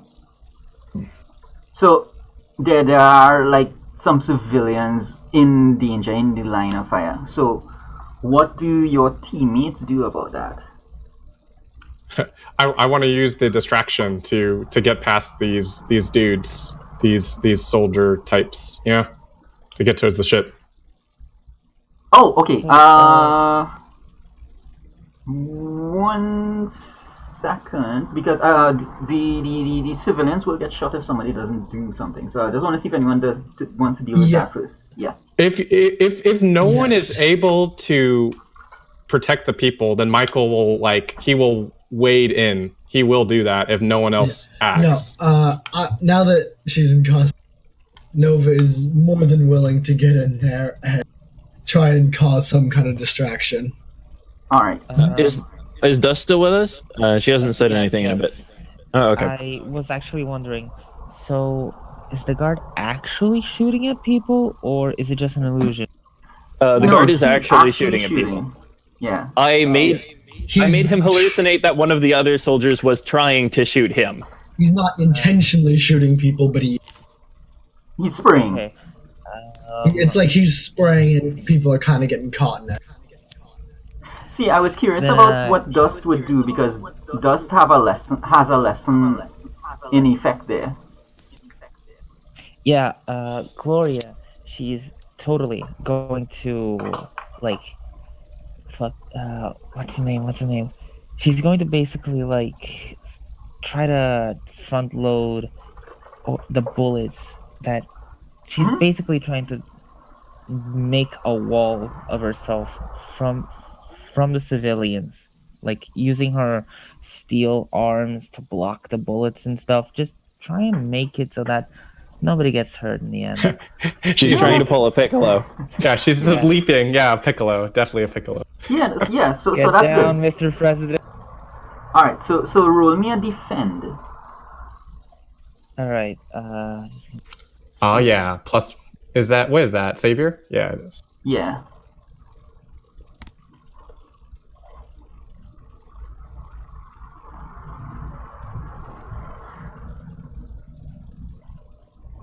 I actually forgot. How much dice do I roll?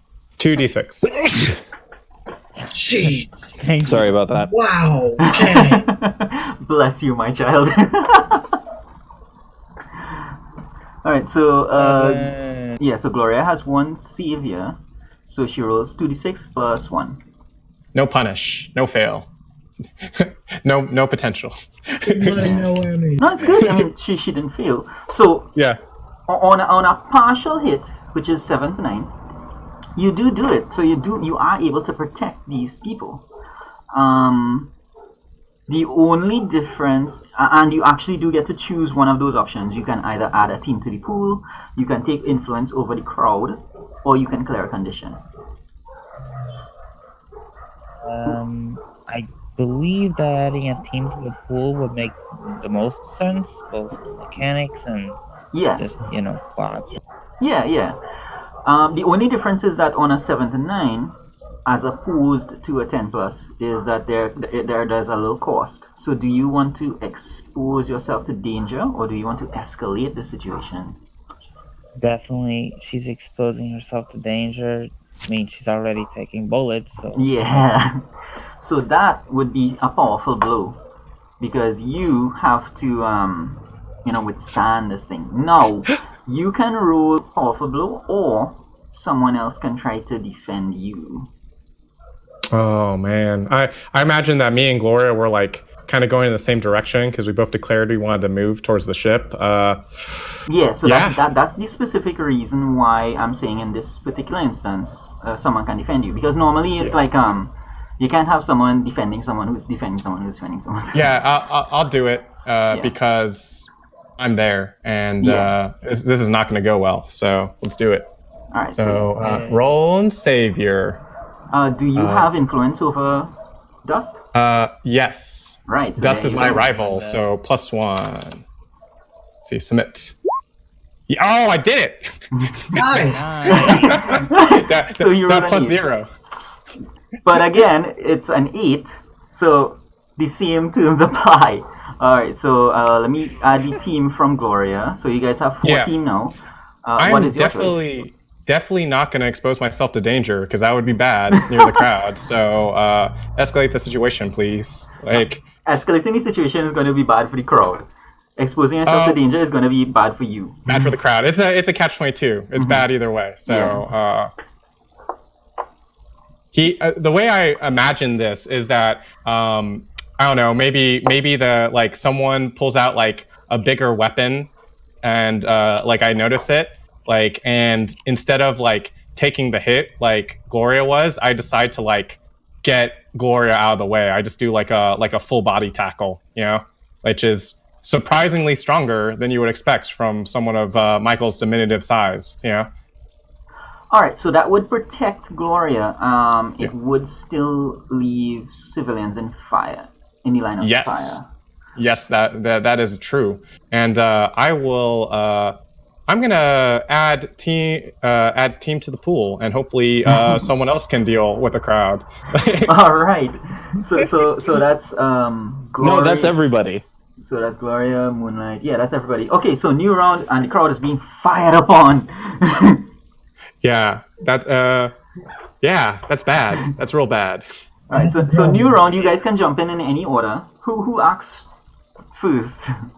Nova was the last one who acted first, so... Yeah, but I figure she's also the furthest away because she had to go get changed into costume, so I'd be open to someone else going first. What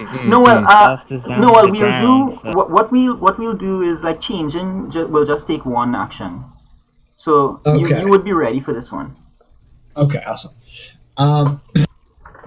In fact, you would come back and be like, I was only away for a minute. Yeah.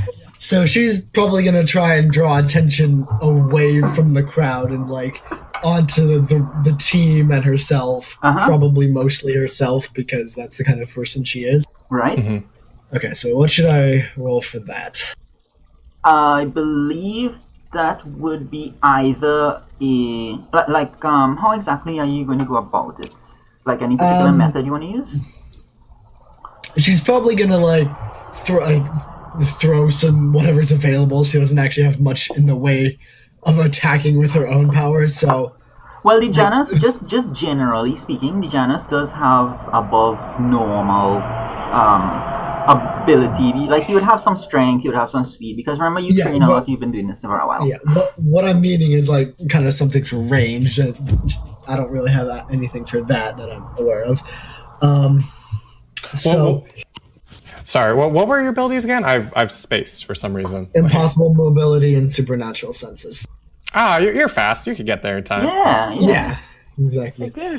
Well, actually, it's not so much that she's fast. It's kind of like it's not quite like Spiderweb Peter Parker. It's like that, but more magical.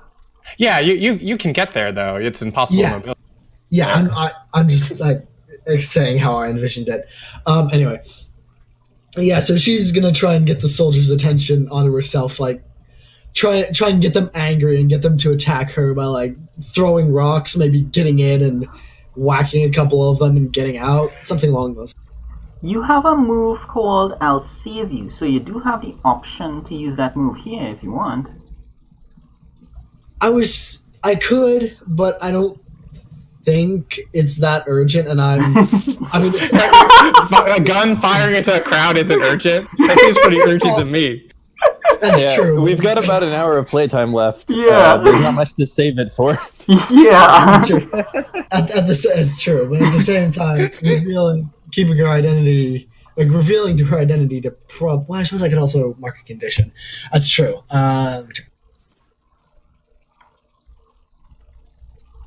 Screenshot for. Yeah. Okay. So I'll probably use that and mark angry. Yeah, angry. That's what I was looking. All right. Cool. So So you do this now. I think you do you want to describe it? Yeah, she's probably gonna like get up behind one of them and just it's not quite a close on. I'm trying to think of how you would describe it. Like, it's like where grab one of them by. I assume they have necks. Like they're stormtroopers. They have a neck-like thing. Yeah. So grab them by the neck and just take their feet out. Yeah. And kind of just use that to get everyone's attention, and then kind of try and lead them away from the crowd. All right. Excellent. So let's see. So you're fine. All right. So actually, you are able to dispatch them. These guys were out of character. These guys were like 2 condition foes. So when you wrench them, for lack of a better word, like you see joints start to break and so on, and you realize that start to break and spark. These guys were just drones, basically. Just there to make up the numbers while... Okay, so like actual robot drones, not like insect drones. Yeah, robot drones. So... What condition did you mark? For Angry. Oh, okay. So you are actually able to take care of these guys, and the crowd is safe. Alright? So you all are now in the same place, you all are ready. The crowd is safe. You've managed to deal with the immediate threat, but then there is still whatever's going on in the museum. So Good save, Nova. yeah. So what do you guys do, and how do you approach, and what do you say to each other? Well, that was in character. Yeah. Yeah. I'm gonna be like, yeah, I definitely played that wrong. Like, you see Michael just like real upset with himself, and he's just gonna like, he's gonna try to, I guess, continue what he was doing, try to get closer to the ship, quietly, Mm-hmm. Did Gloria actually get hit by any bullet? No, because someone jumped in the way, or actually someone moved you out of the way, you didn't get hit. The person that saved you, they were the one that took the danger in exchange for you. Damn. All right. Oh, if you wanted, if you had wanted to risk getting hit, you could have just asked them to not save you, and you could have faced the powerful blow for yourself. Yeah, but I guess it's too late now. Sorry. Gloria might be a little bit miffed that she couldn't, save the crowd, and instead someone took the bullet for her, even though she could probably handle it better. Yeah, like you're upset with, like I can see it on your face. I'm like, I'm just gonna get out of there. I'm like, I'm not okay with this situation. I need to get away. Like, Woo. All right, so the crowd does, they're patting themselves to make sure they're not hit. Half of them have their cell phones out. Like, no one realizes that the ship could explode at a moment's notice. No one. It's Halcyon City. This is like Tuesday or something. yeah, I wanted to check the ship. Is that something I can do? Yes, you can actually. So, well, you guys are out of combat. All guys are out of turn order, but we'll just do like a one at a time thing. Mm-hmm. So this is which character? Who wants to do the check? I wanted to check out the ship. All right. I do as well. Should we just roll separate rolls or what?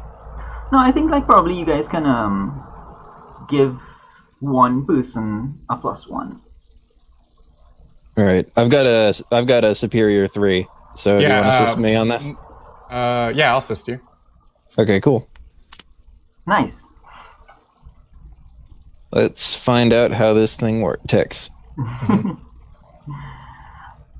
Just for my benefit, like what you guys can do just to help me is to speak of your characters in third person.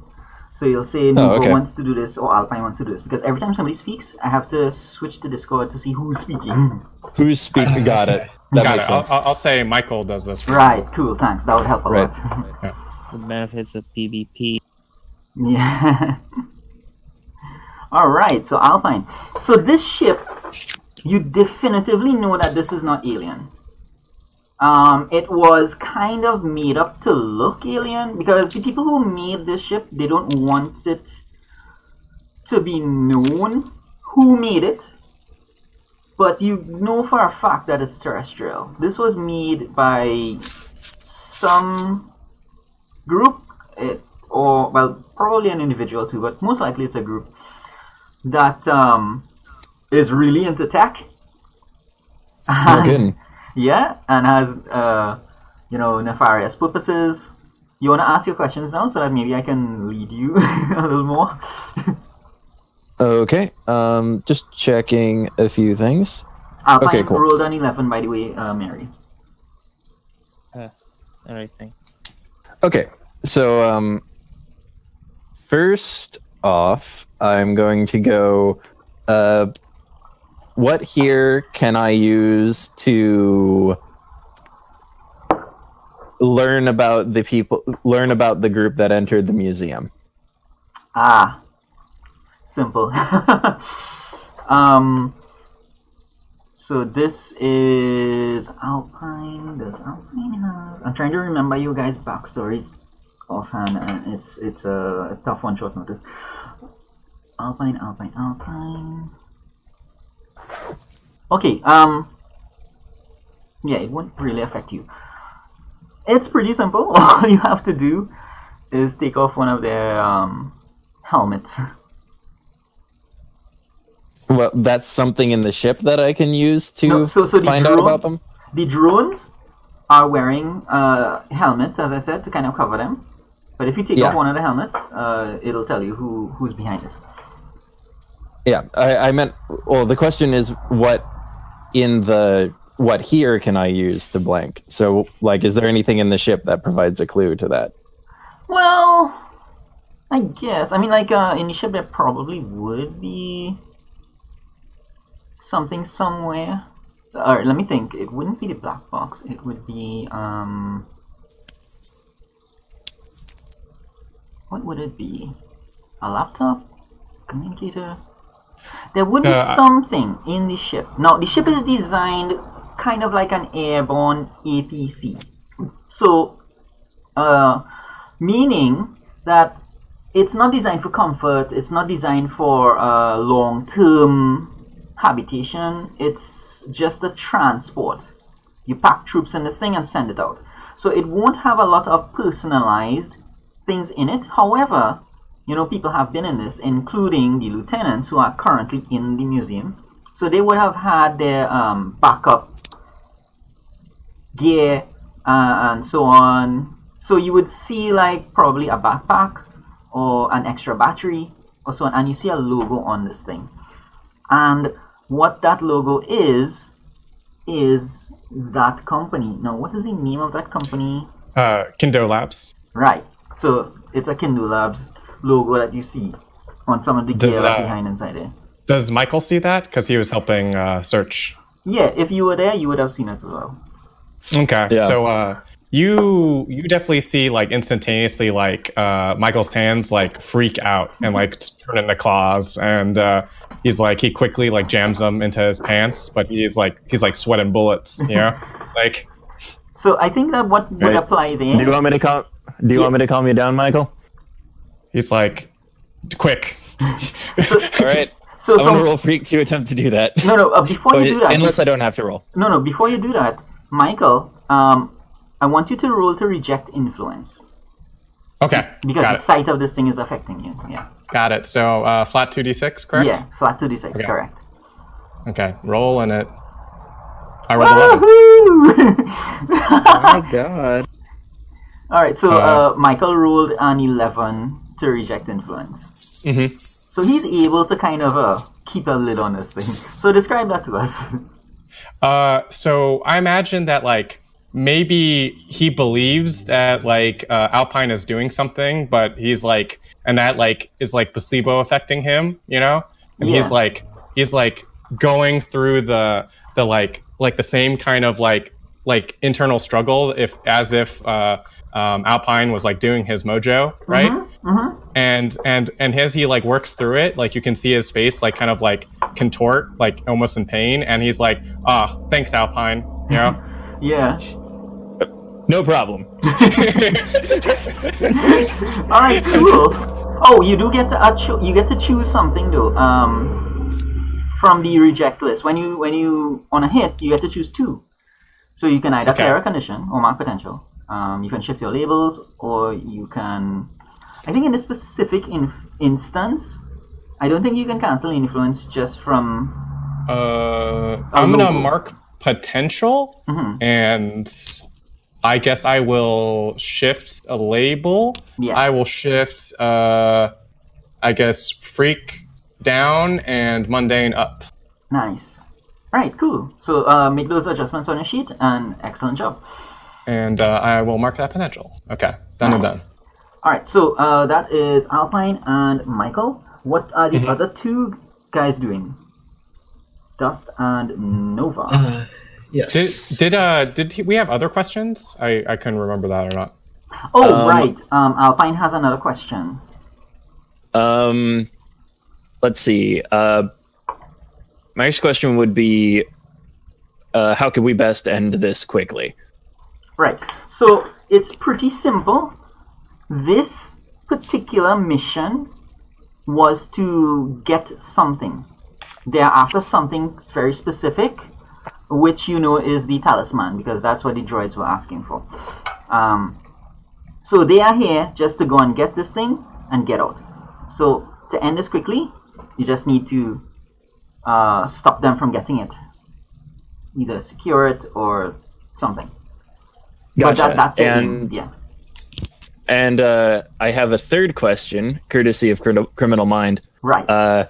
Which is, what here is useful or valuable to me? Because I am in a military-grade ship full of leading-edge technology. Of course.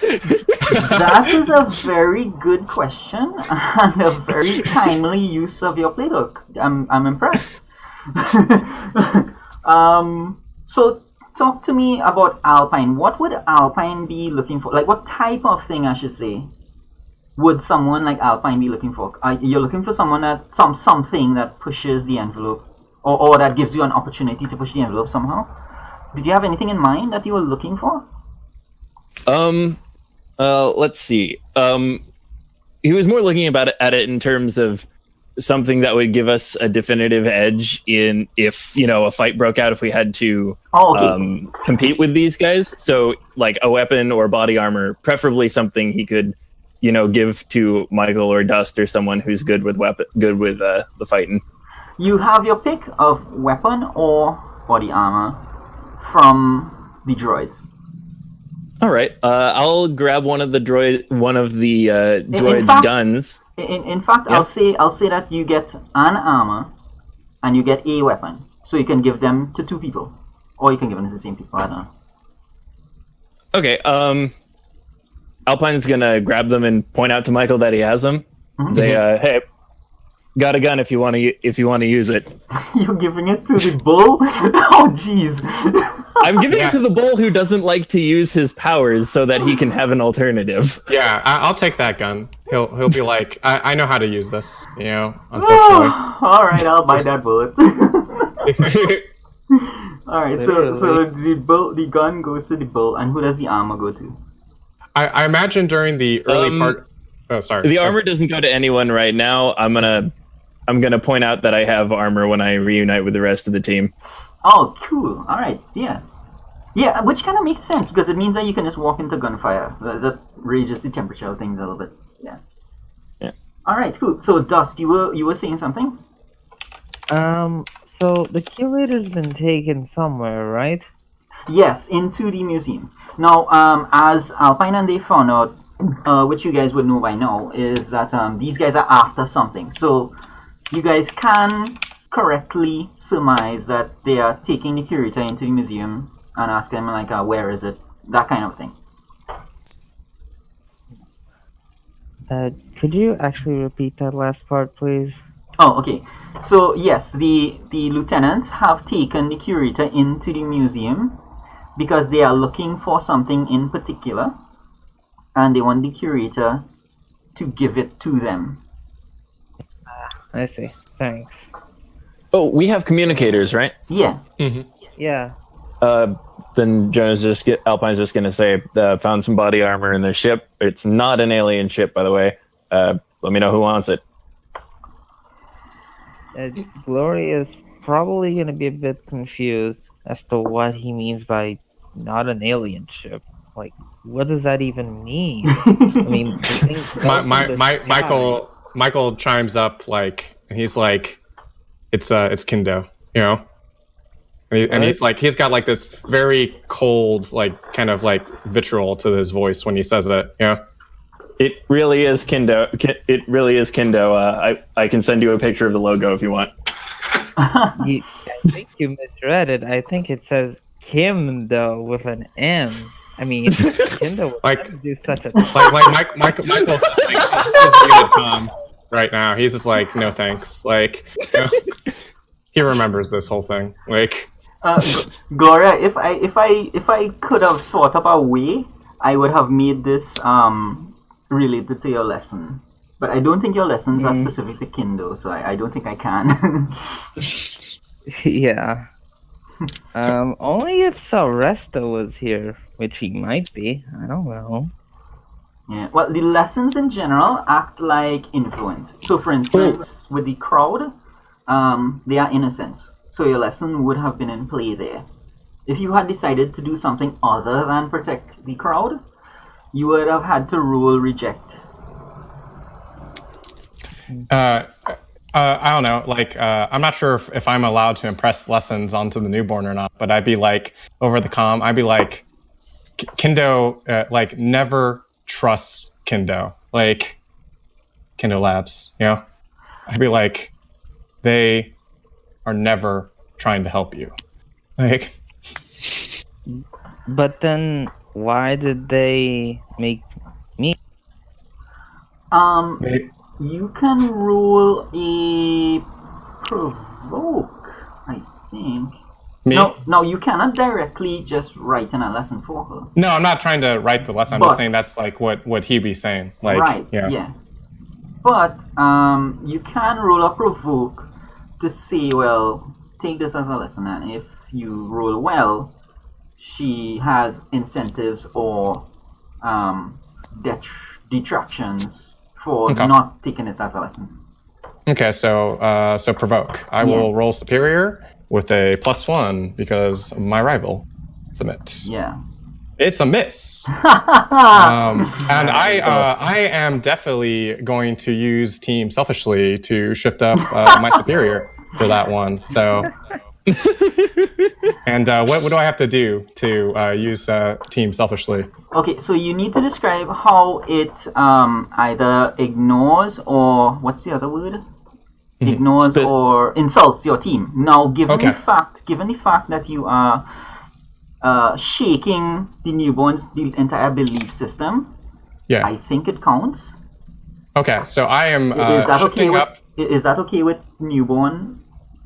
Yeah. Okay, I'm shifting up superior and I'm shifting down savior because nothing makes me feel less like a hero than talking about Kindo, you know? Like, So and I'm like, yeah. So for the fail, what I'm going to do is I'm going to turn that move back on you, which is another GM move. And Cool. the newborn, you have a 10+ to provoke the bull. So what do you want him to Alright. do? So, okay. For PCs, specifically, trying to get them to do a roll for superior. No, you don't have to roll. You automatically get 10 yeah. or higher.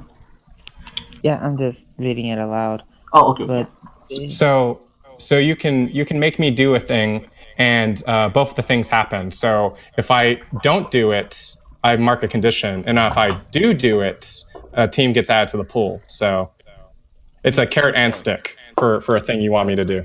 Yeah. all right, Gloria's got the perfect opportunity, so she's going to take it. She wants Michael to admit that Kindle can actually do some good in the world, at least.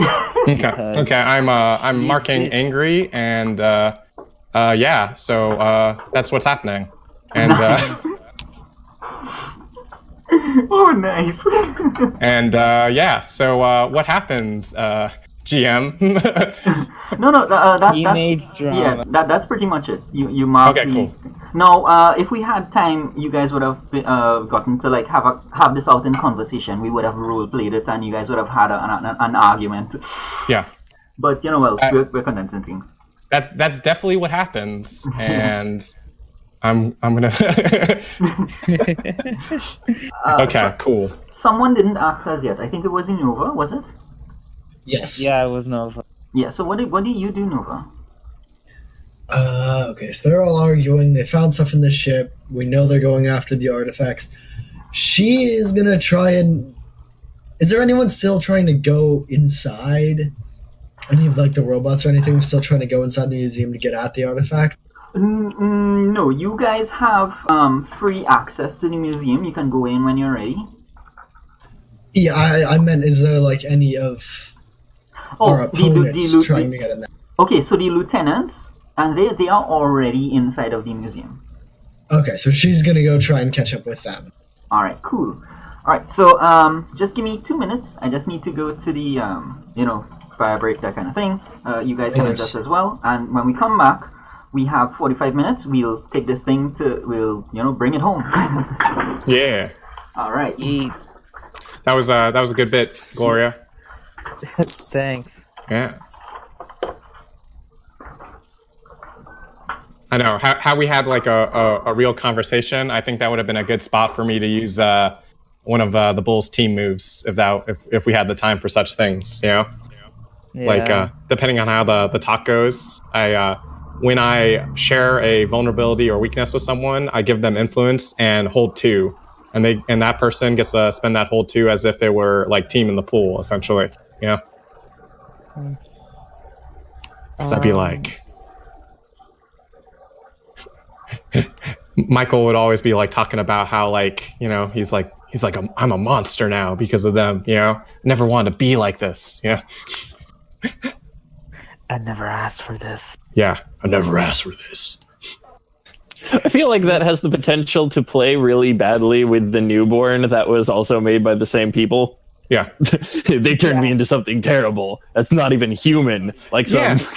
Yeah. Like I would hope that over time that it would be pressed upon you like how terrible you should feel about yourself because of how terrible Michael feels about himself. Like.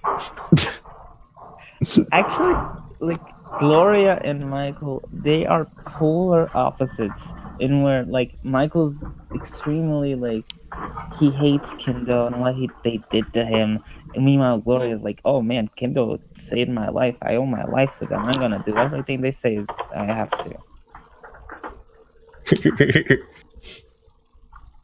It irks Michael to no end. He feels pain. Yeah, that was a really good bit of interaction.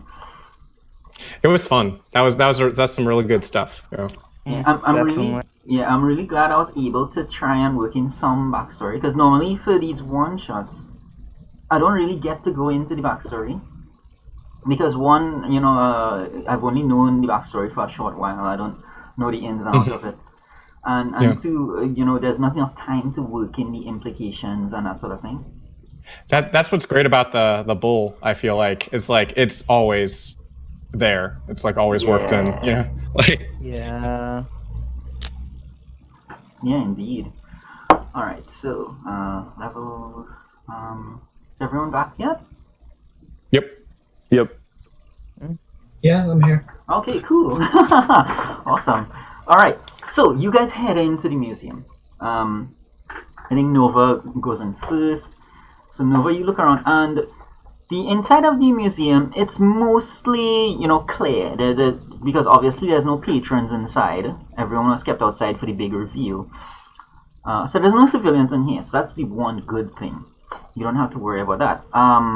In terms of crowd, there are museum employees, but they are mostly kind of trying to be smart of it. So like I think Nova, you would go in, and when you go into the front door, the first thing you would see is like the receptionist is hiding under the desk in earthquake readiness. Yeah. But she does see you and so on. So it's like, do you interact with her, or do you just try to switch on your own? She'd probably just indicate. She'd ask basically if she knows where they went, and then if after she gets an answer, whether she knows or doesn't, she'd basically point outside and like make note that it's clear that she can go out now. Yeah, I think you guys would have that entire conversation in sign language. Like you would just raise your hand up, and she would point that way further in, and then you would point outside, and she'd just be like thumbs up, and then she just gets out. Yeah, that sounds likely. Yeah. She does indicate down the main hallway, because luckily or unluckily, the thing that these guys are after, and the reason why they attacked now, is because it's part of the exhibit, which is down in the main display area. So it's like this big wide hallway, and you guys could go straight down. When you get down there, it's a circular open atrium, and you see there's people in it. There's the lieutenants. Now the lieutenants are there's two lieutenants. One is wearing heavy armor. Heavy, bulky armor. He's tall. He's like 7 feet tall. He's very wide. He looks very muscular. Like a very strong person. The other lieutenant has a more slim, streamlined armor set, and he looks a little bit more mobile and agile. They have 2 minions with them, except that these minions are... Do you guys know the robot from RoboCop, ED-209? Not really. It's like a chicken walker, except that it's more like bulky, like from Star Wars. It's got like 2 legs, and it like this thing. Yeah, can someone throw up a picture of it in Discord really quick so everyone can see? And it has like machine gun arms as opposed to having like a turret on the front. Anyone found it? What is it called again? ED-209. 209. Got it. Nailed it. All right. Let's see. Copy. Paste. Yeah, so that's what it looks like, Mary. Thanks. Yeah, so 2 of those things. So it's the two lieutenants and 2 of those things. And the curator, his hands are bound, and he's kind of on his knees. And in the center, there's exhibits around the room, but the one in the center, it looks like a glass lens set in a mirror case, like a mirror frame. So it's probably about, what size would this be? 2 feet?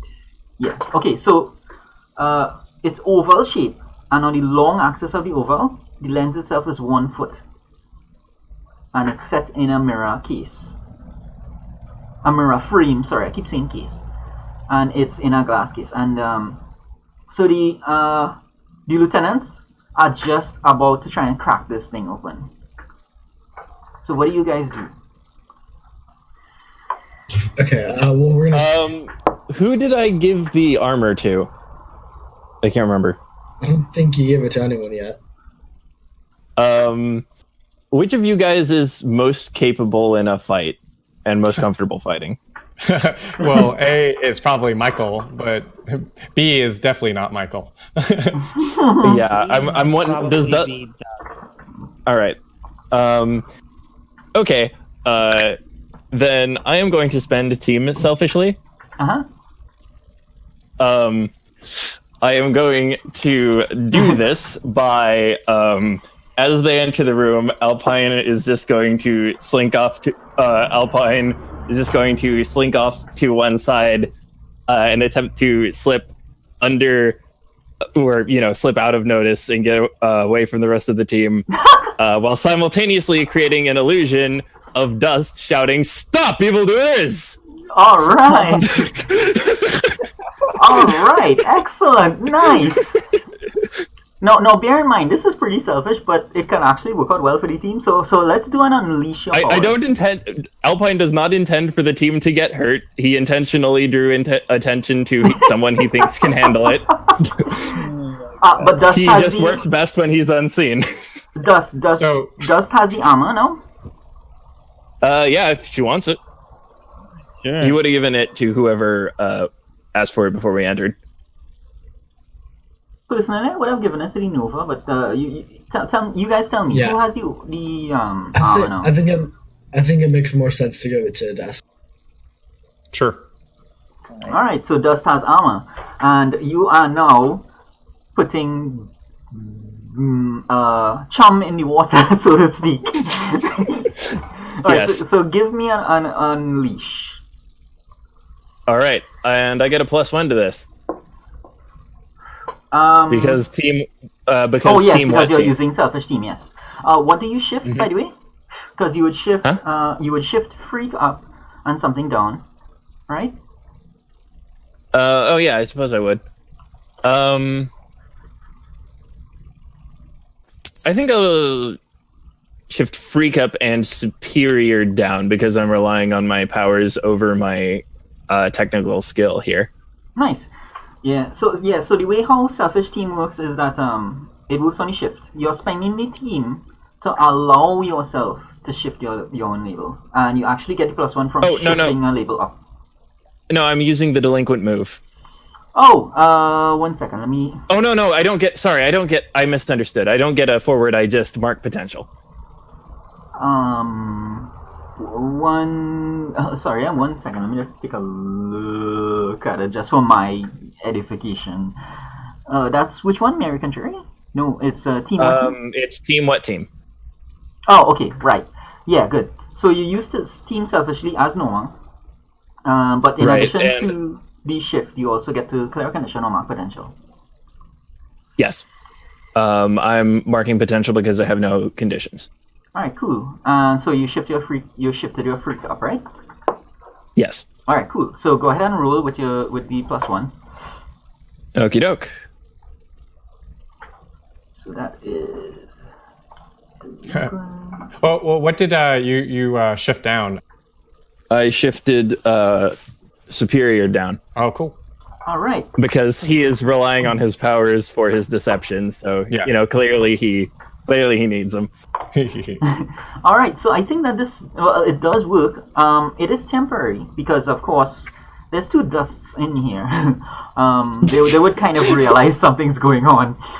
But they do make a first attack at your illusion, which of course does nothing. So, and they are fooled. So, you guys have the upper hand here. You guys can do something before they actually retaliate, and you have taken their attention away from the talisman. Can I fire the science fiction weapon at some kneecaps? Because in comic books, you aim for the knees. It's not me. Firing, yes, but I think I want to go around the round first. Oh yeah, definitely. Whenever it comes to me. Yeah. So. All right. So yeah. Nova is also going to try and take advantage of that distraction to get behind them. Nice. All right. So, but what do you do when you get behind them? Is the intention to attack, or what do you want to do? Sorry, that was coughing. Yeah, her intention is to get behind him and take out one of them, hopefully before they can open the... Okay, yeah, that sounds good. Who are you aiming for, by the way? One of the ED-209s or one of the lieutenants? One of the 2 what, sorry? One of the droids? Oh yeah, one of the droids, yeah, sorry. Okay, great. Sounds great, actually. No, actually, she'd try and clear out the mooks first, just to make everything easier. Alright, cool. So that would be a directly engage. You do get, I will say that you do get a +1. But because it was a temporary illusion, only you will get the +1. Okay, so that is danger +1. There we go. All right, so describe to me how you eviscerate this thing.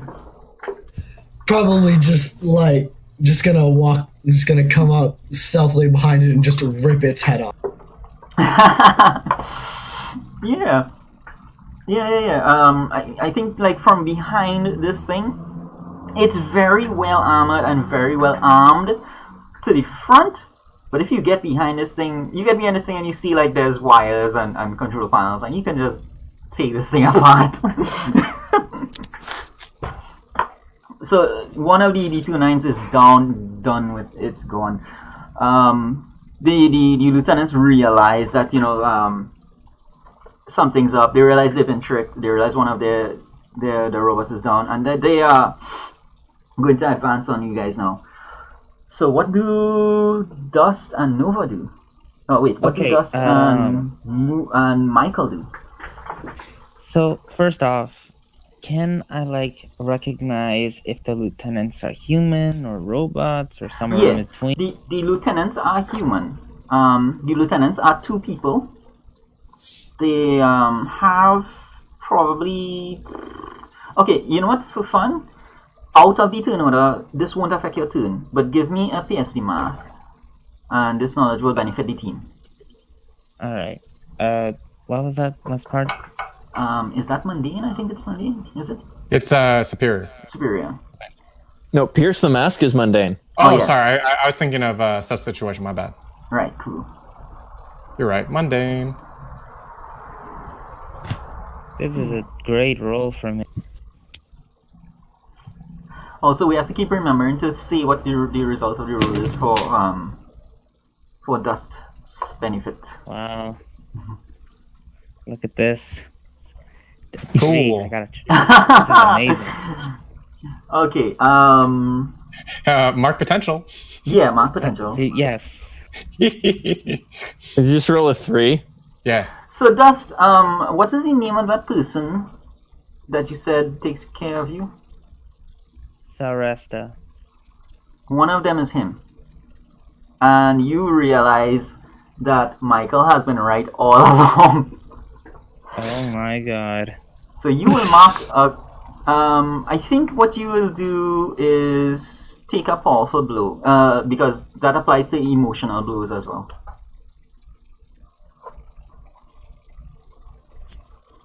Okay, I rolled a 6. Oh, Alright, that's that's good. good. Do you have any conditions marked? No. Okay. Then you're good. You're golden. Yeah, you're Mark good. potential. Yeah. Again. Yeah.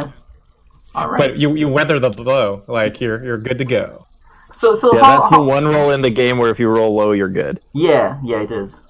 So that was very well done. So, but give us an insight. Like, do you have like some internal monologue? Like, how do you process this information? So okay, well, first off, she's going to think. Hold on. I'm not sure if you guys heard it, but apparently the ship also crash landed in here. I heard something. Yeah, it sounded like there was a war going on in the background. Anyways, first off, she's going to realize it wasn't spelled with an M. It was actually Kendo, but that sucks. Oh. Denial. I like it. Yeah. She's also going to think to herself, why is he doing this? Like, I thought he was supposed to help people, not steal things and nearly kill people. So she's going to be extremely confused on the situation because, like, he was her caretaker. He taught her everything she apparently needed to know. But, is any, since we're like, I imagine that Dust and Michael are like kind of next to each other. Do you say anything audibly, or is it all?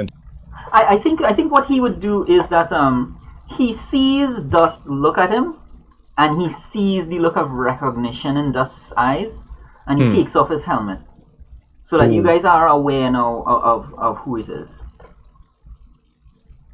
Okay. Just for like the mental image, Saresta's probably like he's a kind of old man, but he's extremely fit. Mm-hmm. So like, think of someone like, God, I don't actually know. Think of someone do you just. want him to be the tough one or the mobile one? He's definitely the mobile one. I Right. don't think most old people are bodybuilders. So Mhm. Yeah. Okay. So I see that. Is it my turn to act? I'm pretty sure. Okay. Yeah. I'm gonna shoot him. All right. Yeah. Well, so Nice. just for the story reasons, let me just say that when he takes off his helmet, he says because he's trying to justify himself and so on. He says, I need to do this. We can't help people if we're weak. We need to be strong. We need to take what we need to make ourselves strong. And he's saying this to you, Dust, before you have even said anything. He's being defensive. Mm-hmm. So he just says that. But yeah, okay. So go ahead, Michael. Okay, so and what this looks like is that after he hears that like short monologue, what he does is he's gonna like do like a quick like kind of inhuman jump forward and like try to get like a little like higher ground from whatever position he's in, and then he's gonna like spray down at this dude, like I don't know, I guess try to take his legs out from under him, whatever. You're using the gun. Yeah, and I'm doing I guess, is this direct? Yeah, this is direct. Yeah. Okay, so I'm gonna do punch everyone. So I'm doing when you charge into a fight without hedging your bets. So I'm like completely out in the open, like on top of this thing. Yeah. So a good tip for the bull is that when you do something like that, ask your love and rival if it frustrates or impresses them. Okay, so I guess I rival. Does this frustrate you? Extremely. I was about to say, this actually ties into one of her lessons where she needs to support those she loves. Oh yes, that is true. Okay, so you could, I don't know, maybe you'll defend him. Oh no, well, all right. So just give me a second here, guys, because I think what happens here, Dust, is I think you have to roll to reject that lesson. Yeah, that's exactly what I was gonna say. Yeah. She only has to roll to reject it if she doesn't act on it. No. She could still attempt to support him here. Yeah. Well, okay, yeah, that's true. So I guess we have to find out from Dust. So what do you do, Dust? Yeah. Well, I imagine that like, yeah. Yeah. Okay, go. She's mostly going to she's going to think to herself, I need to stop him, but her body's not going to let her, basically. Like, you know how you get paralyzed? Okay. So given the thought that she thinks she wants to stop him, I think this would be you roll. Oh, sorry. You roll to reject, and if you fail to reject, then your body freezes or something. But we will get to that. Let's do the roll and see what you get. Okay. All right. So I'm shifting danger up, and I'm shifting mundane. Well, yeah. Just 1 second. I just need to see Dust's rule for this reject. Okay, sure. Oh, 2d6? Yeah, because depending on what Alright. she rolls, something in the situation may change. 9. Alright, so that's good. You get to choose one option from the reject list. Do you have it still? It's somewhere. Yeah. If you scroll up a little bit in Discord, I have it there. Alright. Says Found it. Yeah. 7 to 9, choose one. Clear a condition on mark potential. And you have a thing. So you get to write. Let me just check, make sure. I believe that you get to write a new lesson for yourself. For always. Yeah. Okay, so Dust is going to cancel Saresta's influence and take +1 forward against them. Nice. Forever. Mm-hmm. And what is your new lesson? She needs to Always She something. needs to always, yeah. It's a hero should always, right? Right. So a hero should always look on both sides of the coin before deciding on something. Nice. Alright, cool. So that was a good turn. And you guys have done well rejecting influence so far. Nobody has messed with your brains so far. Alright, so Michael, you have been waiting in the wings. Let's see that destruction.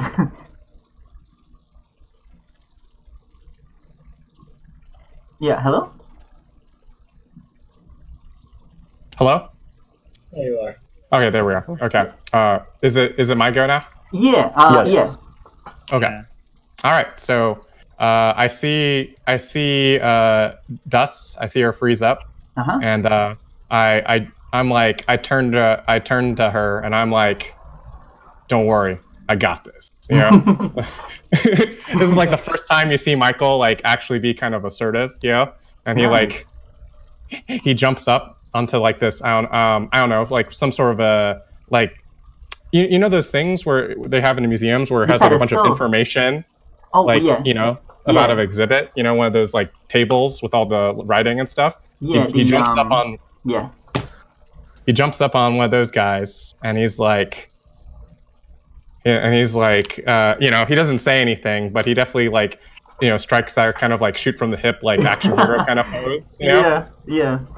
And he shifts up his punch everyone. He shifts up his danger. Nice. And he shifts down his mundane because he doesn't feel like a normal dude right now. Like, and he since he I guess he's directly engaging a threat, and he's gonna shoot at him. You know, her mentor. You know, with cool. in the kneecaps.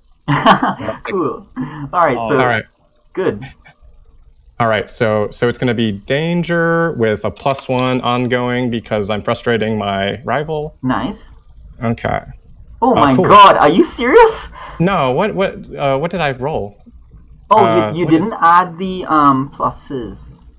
That's weird because I have the plus there. I don't know. Let me try it again. All right, hang on 1 second. What is your danger? It's 3.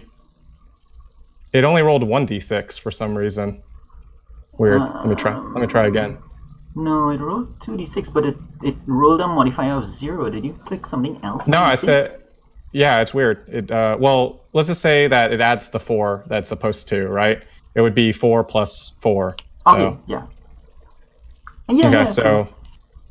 Okay. So it's an 8, and that means on directly engaging a threat. Nice. That I get to choose one, and I will take something from them. I'm going to take his mobility. That sounds good. Yeah. So I think how this manifests is that you send a volley of bullets, and for the most part, you know, it hits his armor plating, but you manage to hit joints in the armor, and you see sparks fly. Not just sparks from impact, you see electrical sparks, and you see the armor starting to, like the motors and actuators and so on, start to seize up on him. And suddenly he can't move. Like, he can't move the armor, so he's stuck in his armor there. But you don't choose to resist or avoid? No, I definitely can't do that because that would be hedging my bets, which I did not do because I punch everyone. Okay, good, very good. That's playing really good. Right. So of course, as you know, well, there's more of them, and he does have a partner, and his partner does manage to react before he does. Now he was focused on Dust, because as heartless and cruel as he is acting right now, you know, Dust still kind of got to him, so he had to take off his helmet and speak to Dust. But his partner is a little bit more ruthless, so when you jump up there, his partner does send some energy blasts at you.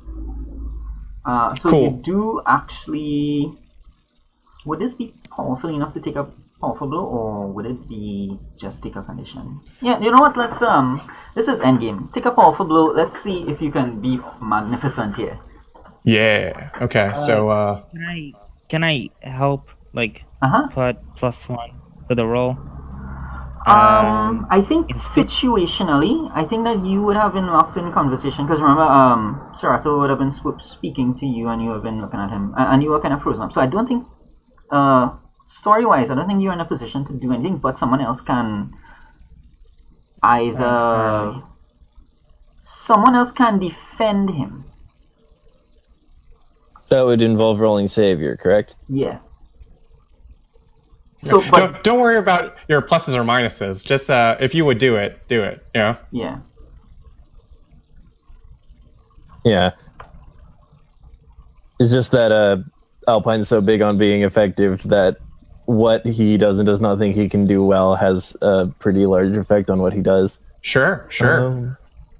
But we are teenagers, and sometimes we act on impulse in the moment, you know. Nova, all right, so it looks like... Because I know you haven't acted as yet. That's a good question. What is he trying to do exactly? You're getting shot with energy blast. Yeah. Yeah. Yeah, she might try and, like, divert the fire or, like, cause a distraction, make him shoot somewhere else. Like you suddenly appear behind him and just with your finger poke the butt of the gun. Well, he's not using a gun, but you know what I mean.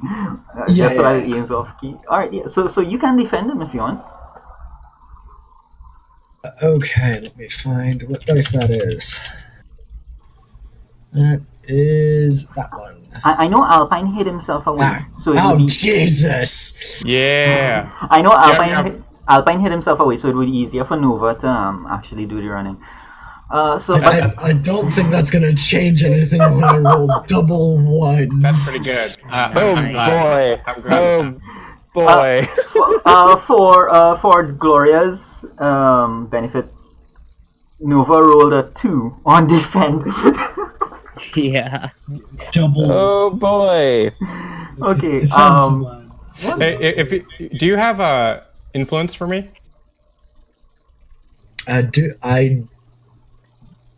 You are Alpine, yes, I do. No, I'm a Moonlighter, Michael. Yeah. Oh, never mind then. No. Okay, cool. Can you attempt to say people you have influence on or have influence over you? No, you just get a +1 on the roll. That's all. Yeah. Yeah, it wouldn't even have changed anything. Yeah. All right. I think that oh dear isn't really kind of. I love it. Doesn't really do it justice. We'll see how this goes. It might go poorly. You guys physically do not have enough team in the pool to fix this. Yeah. Oh my god. It's good. I'm glad. Alright. So how this is gonna work? He does get the shot off at Michael. So Michael, you're just gonna mark a condition, right? Because I mean you're nimble, you can kind of get your way out, but you don't. I thought I was taking a powerful blow. That's what you said originally. No, but I had said someone could defend you. Yeah, but they didn't. Did they do it? Did they actually defend me? Is that what happened? Yeah, that's cool. that's the rule. Successfully. Yeah. Cool. Well, they tried to defend you. What should I mark? I feel like most of them would probably maybe insecure. I don't know. Sure. I guess let me think about this. So Michael, he suddenly realizes how out in the open he made himself, and how he is not the monster and he's not tough like that, and he's like, oh god, what have I done? Mark insecure. Can I change that? Sure, what do you want? Instead of marking a condition, because I just realized that, are you still in your human form? Yes. Yeah. Alright, no. Yeah, I think I'm going to change that. So I think what happened is that you get hit, and you get pissed off, and you bulk out. And I think you smash some of the, the energy blast hits you, and you are in beast form, and you smash back, and you damage about 3 priceless displays. I love it. Doing it. So you get to see the Moonlighter. Yeah. He is free. Yeah. And carnage is ensuing. The path from the pedestal to where he landed is just littered with bits of clothing. Yeah. Basically, what it looks like is like start going on all fours, and like everything that I run through is just being like being tossed through a trash compactor and like a wood chipper simultaneously. Like, yeah.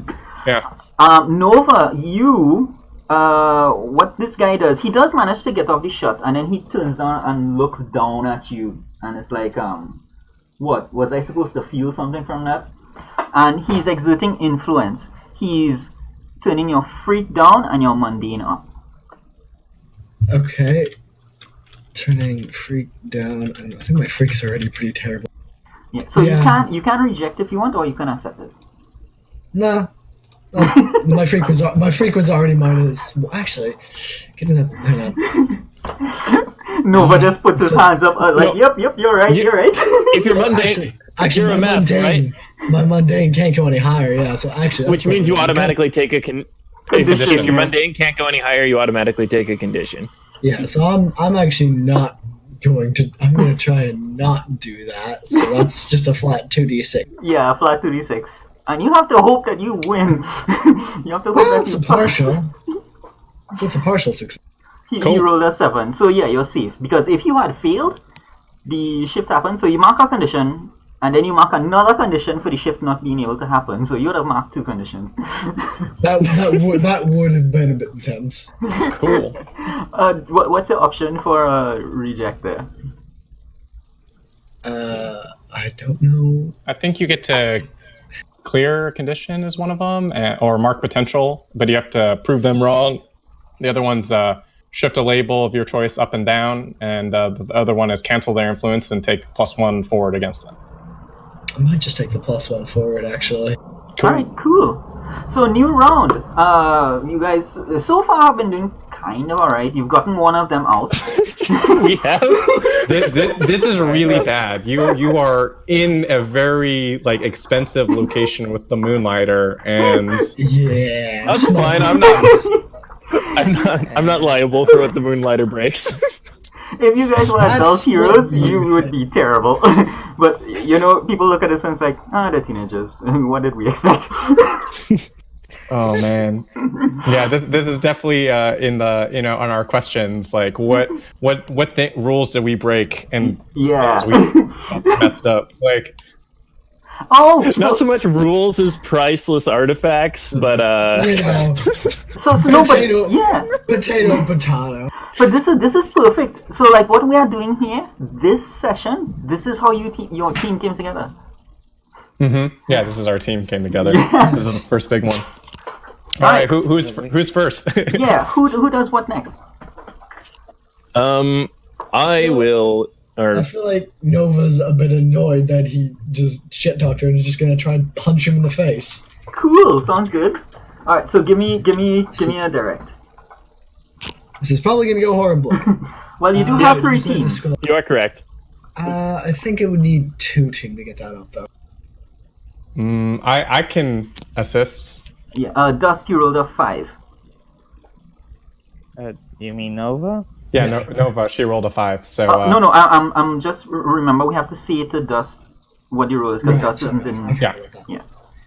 about that. Yeah, so it was a 5. So I think it would need 2 team to fix that. So if someone assists, Can- that could help. Yeah. Can multiple team members spend team at once, or Yeah, multiple people. Words. Multiple people can spend team, or even like one person can spend team and he can use a team selfishly. Either or. do you have the okay? I am going to go ahead and assist Nova then. Someone has that move. Team what team? The delinquent. Nah, Yeah, that's me. That's why I'm doing it because Right. me by myself will bring Yeah, her that up to a +7. partial success. Yeah. I don't think what team does that. It's the one where you spend team selfishly. You're thinking of a different. No, team one team does both. Yeah, it does both. 1 second, let me just. Here, let me take a look. Team what team? When you use team selfishly, clear a condition or mark potential. The first time in a session that you use team to help a teammate, take a +1 forward.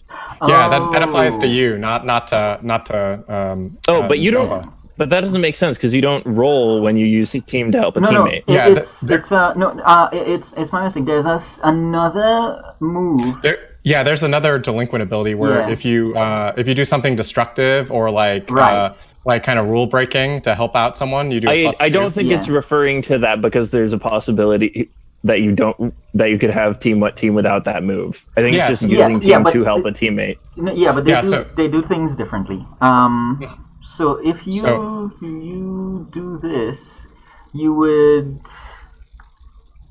take +1 forward to like unleash your powers or defend. If you were I actually did have +1 forward, so that would have been a 6. Oh, okay. You did? Yes, because when I rejected him, that's what I took, +1 forward. Right, cool. Right. Yeah. So the team on team means like if you have to do an actual rule, like if you were using your powers to help someone, or if you were. I'll keep that in my back pocket then. Yeah. All right. Cool. So someone can still just spend one team.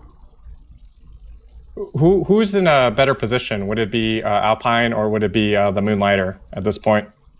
Because Alpine, I think by now you would have come out of hiding. The Moonlighter Alpine has something. Alpine has something very specific he's trying to do, but I'll mention that when my turn comes up. Yeah, if you didn't want to come out of hiding yet, then I would say the Moonlighter is definitely in a position to act dangerously at this dude because he's going straight at him. Like. Oh, I read that wrong. It's you use team to help someone, and then you take +1 forward onto your next move.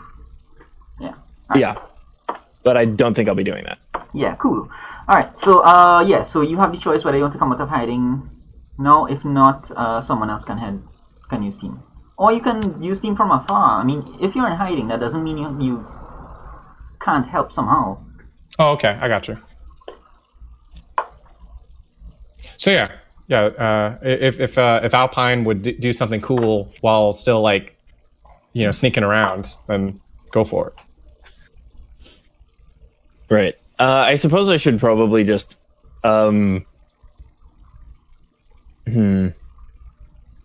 how about this? Right, I'm a little. Yeah, tell me what you have in mind, and it will probably give him the team as well as set up your rule, which comes after.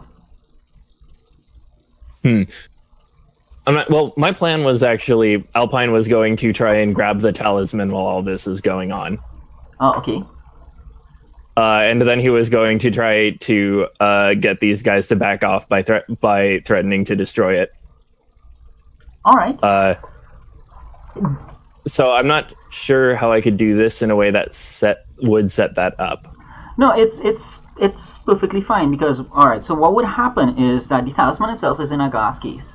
Mm-hmm. So if you smash the glass case, it would distract the muscular one, which would allow Nova to make his attack, and then you would have the thing in your hand and you could do your provoke after. Oh, okay, good point. Gotcha. All right, then I'm going to do that. All right, cool. So Nova, you have a 7. What do you choose? Okay. We're at one team now, is that correct? 2, I think. Unless I forgot to remove one, but 2 is fine. Okay, we're at 2. Got it. Double check what the possibilities are from doing that.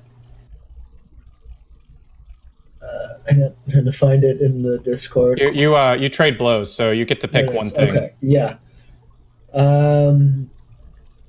So she's going to try avoid the dude's blow. Okay, good. So that means that you hit him and he doesn't get to hit you back. So yes. Yeah. So this trade blows is entirely one way. Nice. Yep. So you want to describe it like, does he sink to a knee or what? I figure she puts her knee directly into his gut and then just kind of steps back before he can actually take a swing back at her. Yeah. And this guy is like, he's the big slow one. So it's like you're done miles away and he's just now flailing trying to grab you. All right. So successful hit. Delinquent. You have this thing in your hand. All right. Does it look particularly fragile? Yes and no. In the sense that it probably won't take much damage, but it's such a sensitive instrument that even the slightest damage will, cause problems. So yeah, if your question is whether or not you can realistically threaten to damage it, yeah, you can.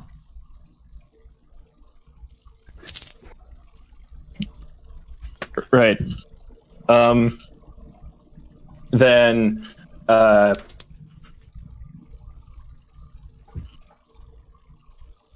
who's left in the fight at this point? Are both of the lieutenants still up? The one lieutenant is frozen. The one that's left is the strong one, and you still have one droid. All right. All right, then Alpine is going to drop the talisman and position his foot over it so it's clearly visible to everyone that he can bring his heel down on it in half a second if he needs to. And say, right, I think this is game, guys. That's in character, not out of character. Yeah. Yeah, I assumed. Game over, man. Game over. One way or another, you're not. Sorry, guys. One way or another, you're not getting this thing. Alright, so do a provoke. Okay. May I use my team team on this? Because the point of that was to stop the fight so my buddies don't get stomped. Because you are acting on your own. I think the only squabble we could have was whether this was acting selfishly or not. But I think that threatening to destroy the thing which may be important fits. So you're good. Yeah, I don't think you have to act selfishly to get the forward. It's just the first time that you use team to. Just in generally, when you're using team selfishly, it has to be selfishly. I get you. Yeah. Gotcha. So because that was set up for this. Yeah. All right. And I'm going to roll provoke with a +1 forward. And did you shift your superior up for this provoke? Yeah, it would it would be superior up and something down. That's how you get the +1 on a selfish. You shift the relevant label up. Yeah. Well, this wasn't a selfish action though, so I can't shift labels, right? If it's not a selfish action, then you can't use team selfishly. Okay, but isn't that the trigger to get the forward, or did you have the forward already? No, the trigger for the forward is when you use team selfishly. When you use the other one is you get a you can mark potential if you use team selfishly. You get the forward the first time in a session that you use team to help a teammate. Okay, I see. You had it already. I got it. Understood. Oh, okay. So you're not using team. You're just using the +1 only. The +1 forward. Yeah, I'm unclear on the team mechanics. What can you use team for aside from? You can actually use it to help a teammate, right? You don't have to use it selfishly. Yeah, it's primarily to help a teammate, but you can use it selfishly if you are doing an action that is clearly selfish, or an action that clearly insults or offends your teammate. I can't remember the exact wording. Then you can use team selfishly. Now, how it works is that you spend the team to allow yourself to shift your labels. So you shift the relevant label up by 1, which gives you the +1. And you shift another label down.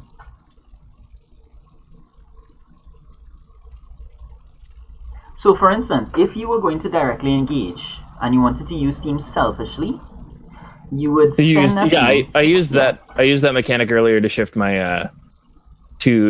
my freak up. Yeah. Okay, that looks like I've misunderstood. But okay, so then the second part of team what team should apply when you use the part of team when you do the option where you can spend team 1 for 1 to help a teammate. It would be a forward to that +1, right? 1 second. Team or team. When you use team selfishly. The first time in a session that you use team to help a teammate. But the thing is, you're not helping a teammate right now.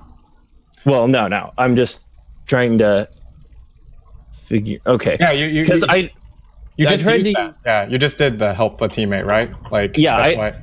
I thought Okay, yeah. at the time that this forward would have applied to that, and then I thought you said that it would. No. Oh well. No, it's +1 forward. So your next rule, because remember, helping a teammate, spending team does not take a rule. Yeah. Well, yeah, that- but a forward But- isn't just a forward to a roll; it's just a +1 to anything. But But anyway, it's- I'll go ahead and roll. No, so it's a +1 to any rule, but it's only to the next time you use it. It isn't constant. So the difference between Well, yeah, I know. forward and ongoing is that you always get +1 as you continue rolling. But +1 forward just means that you can add it to one rule.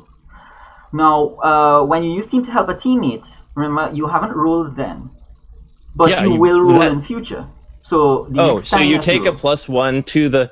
Oh, Yeah. okay, gotcha. Okay. Yeah, this is a complex move. Yeah. More like a confusingly worded one. Yeah, I because it guess has so, like yeah. many triggers, many Yeah. things. Yeah. Okay, well, I'll just go ahead and roll with my +2 then. Okay. That shouldn't be didn't possible. need- Hold on. Yeah, that seems a That's little. that's intense. wrong. That's wrong. Okay. It's giving me a +4 when I have a +2. Okay, no wait. So what is But your what so is that your should be a superior? 13. Okay, My superior is 2 right now. right. The thing so, is saying I have a 4 modifier. okay. So your superior is +2. Then you Yeah. have the +1 forward, which makes it a +3. Did you use team selfishly? No, the move doesn't apply to this. No. Regardless of the move, regardless of team or team, you can still use the basic move to use team selfishly. I didn't use that? team selfishly here. Okay, so then you would roll at +3. Yeah, so it's a 14 instead of a 15. Instead of a 15, yeah. Yeah, I was gonna which say- is the same thing. Something's up with this roller though, because the modifiers are all over Yeah, the place. yeah, it's been messing up on me too, so it's all right. I But think we know what it's. Roll20 went through a couple of updates because I know in some of my other games we have been having problems with D&D sheets, so it may be a Roll20 thing. But you are good even if you roll Yeah. at -4 or something. I don't know. Or Yeah, minus sorry. 2. I don't mean to sound like I'm quibbling. I just wanted to make sure I understood that rule. No, well, you guys are newcomers, so remember these are things that you guys would have questions about. Which is coming into this game, I was kind of prepared for that. You guys can ask any questions you want, and if there's something that's unclear, we can hash it out. Yeah, sorry guys, I was pretty confused on that, so I was like, huh? So sorry that ate up some time. All right, so provoke, because I think I should try and wrap this up to not keep people up. You do get options there, I think. All right, yeah. So Mary, those are the provoke details. Alpine, what do you choose? Actually, no, wait. Wrong question. On a 10+, they just do what I want Yeah. instead of choosing one. They either can do what I want, or on a not full hit, they can choose one of 3 alternatives. Yeah. But, so this But one. they there's just no do what I option. want here. Yeah, they fucking oops, sorry. They put down what they're doing, right? They just stop. Yeah. So they do just stop. I mean, like, so at this moment, everything is at a standstill. Because it's kind of a. I definitely don't think the Moonlighter stops. Like I don't unless someone like stops them, they're going to like lay into the now unarmed combatants. Yeah, all right, yeah. No, yeah, given that's that good. That's good. So just in response to him, I mean, like, so the muscular one. Jeez, I have to give this guy a name. Let's call him Punchy. So Punchy. No, yeah, that sounds stupid. So the muscular one stops because like that's the thing he's going after. The ED-209 unit also stops. So at this moment, they are not attacking anyone. They are still there. They are still a threat. But for the moment, they're just like, okay, Mexican standoff. No, you guys can still act, and remember, these guys are still a problem because you can't just stand there with your foot in the air all day. So, this still has to be resolved. No, Dust, I think, still has to do something. Is that correct? Yeah. So what does Dust do, and then we go to the new round? I am actually not quite sure. I think she just wait around to see what other people are doing, considering how this whole situation has developed. Yeah. Oh, well, you have a lot to take in because at the moment you have Moonlighter fully transformed, shaking himself off, and you can see he's scraping the ground ready to rush in. Alpine is in a Mexican standoff with his foot over the thing. Nova is within striking distance of the big heavy guy. He's like right Arnold. there, ready to get fight. So everyone is pretty well poised.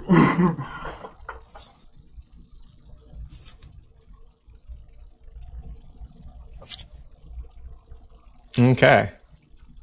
So Dust, how do you think you can tip the balance to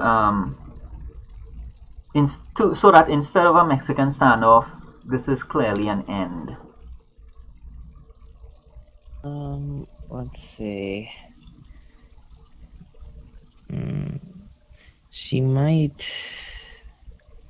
So okay, this guy is in full heavy armor, right? He is in heavy armor, but I mean, it doesn't mean that you can't hit him. I mean, I guess it depends on like how things go. Oh no, this is great actually. Yeah. Okay, so Dust she's close enough to reach him, right? Yeah. All right, so she's gonna run up to him, and with both of her fists, she's going to grab like his chest and heat him up so much that he's basically going to be inside an oven because of the heavy armor. Nice. Oh God. All right. Heat metal. Yeah, heat metal. Oh my God. Yeah, heat metal. Oh, exactly. All right. So give me a directly engage. I know this could be an unleash as well, but let's do it as a directly engage. All right.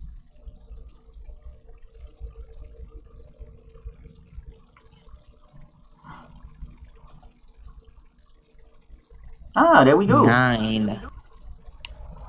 Alright, so I can, what option did you have in mind? Because I can probably give you a suggestion. Sure, you can give me a suggestion. we still have team. I can make that a 10 for you if you want. Yes, please do that, because what will happen is that if you do that, then she also gets to pick resist or avoid. Okay, so basically what that looks like is you see the Moonlighter. Actually, go ahead, yeah.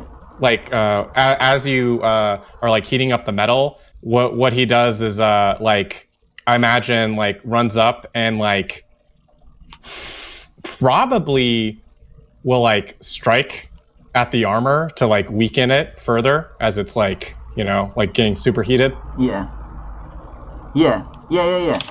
All right, so team spent. Very good. Now, my suggestion, Dust, is you have an opportunity here to take his motivation away from him. You can take away his will to fight. Ooh. Yeah. So basically, like, it just makes him not want to fight because he's in an oven, right?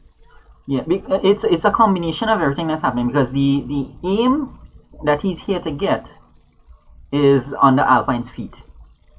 So he couldn't do anything, and then you are attacking him and he can't fight back. So at this moment, he's at a position where he's out of options. So if you want to do that, you can. All right. Okay. I'm gonna do that, and since I get to pick 2, I'm also going to frighten Sauresta so that the other guy, so that he doesn't fight. All right, cool. All right, so and I think that's how the iconic scene happens here, in the sense that the big guy finally just like raises his hand. He takes his helmet off because he can't breathe because of the hot air inside, and Sorrento. I keep saying Sorrento. Is that the correct name? Saresta. Saresta. Yeah, Saresta finally just pleads. It's like, okay. Alright, you win. We give up. Can you please stop cooking my assistant? She'll consider it. She'll consider it. And in the background, you see the ED-209. You see its guns lower, and you hear the whir as it powers down. And I think that is the situation is now under control. So you guys are out of combat. Am I able to stop? Can I do that? You know what? Just for the hell of it, just because it's a one shot, if you want to roll something, let's see what you would have done. Yeah, because you were barreling in towards the assistant, right? Yeah. Okay, yeah. So go ahead. Give me an engage. Okay. Directly engage. Okay. Situation bonus. I don't think I got one, so I'm just gonna. Well, given the situation, you don't need it. He rolls a 13. Yeah, it didn't matter. Yeah, it didn't matter. So you barrel into this thing and you rush in with speed and you hit him and you stop. He gets hit and he goes flying. So all your momentum transfers to him and he goes straight across. Okay. Okay, that's and I imagine like after seeing that, like seeing how unnecessary that was. Can I just give can I give myself guilty and shake myself out of the Moonlighter form? Yeah, you can. Okay, that's what happens. Yeah. You're just complete unnecessary roughness right there. Just like awesome. So I think at this point, agents finally come down the hallway and it's like, don't worry, we're here. And it's like, don't worry, we have it under control. Completely late to the party, as usual. And I think have you guys ever considered changing your acronym to SNAIL? That definitely elicits a laugh from Nova. Yeah, like Michael's probably like the same tone. He's like, "Why didn't you come sooner?" As he's like looking at all the damage that he did on the way over here. Like. So what we're going to do now? You guys can continue talking in character, but just to close off the session and just for practice, because I know it isn't strictly necessary, but just for practice, let's do the end of session moves. So just so you guys can get the hang of it and try it out. I will try to post that in Discord for Mary. So everyone takes a turn and everyone says what their end of session move is. And then after you've done that, well, you guys can continue talking in character until you're ready to sign off and so on. Let's see. Alright, so in Discord you see that's the end of session moves. So who wants to go first? I feel like Nova would grow closer to the team, especially just kind of feeling more, especially like with Moonlighter, like feeling kind of more comfortable with him after kind of getting to know him, like knowing what annoys him, just knowing what calms him down, this, that. Yeah. Alright, so does that person have influence over you? I think I don't have influence over him. I think he does have influence over me. Oh, okay, right. Good. So if he has influence over you, and if you grow closer to him, then he gets to shift your labels, because he would get influence over you. But if he already has influence over you, then he shifts your labels. Get it. Yeah, okay.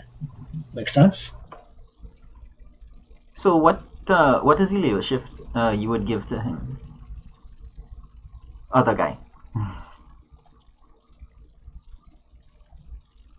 Who was it, SaiFai? Oh, sorry.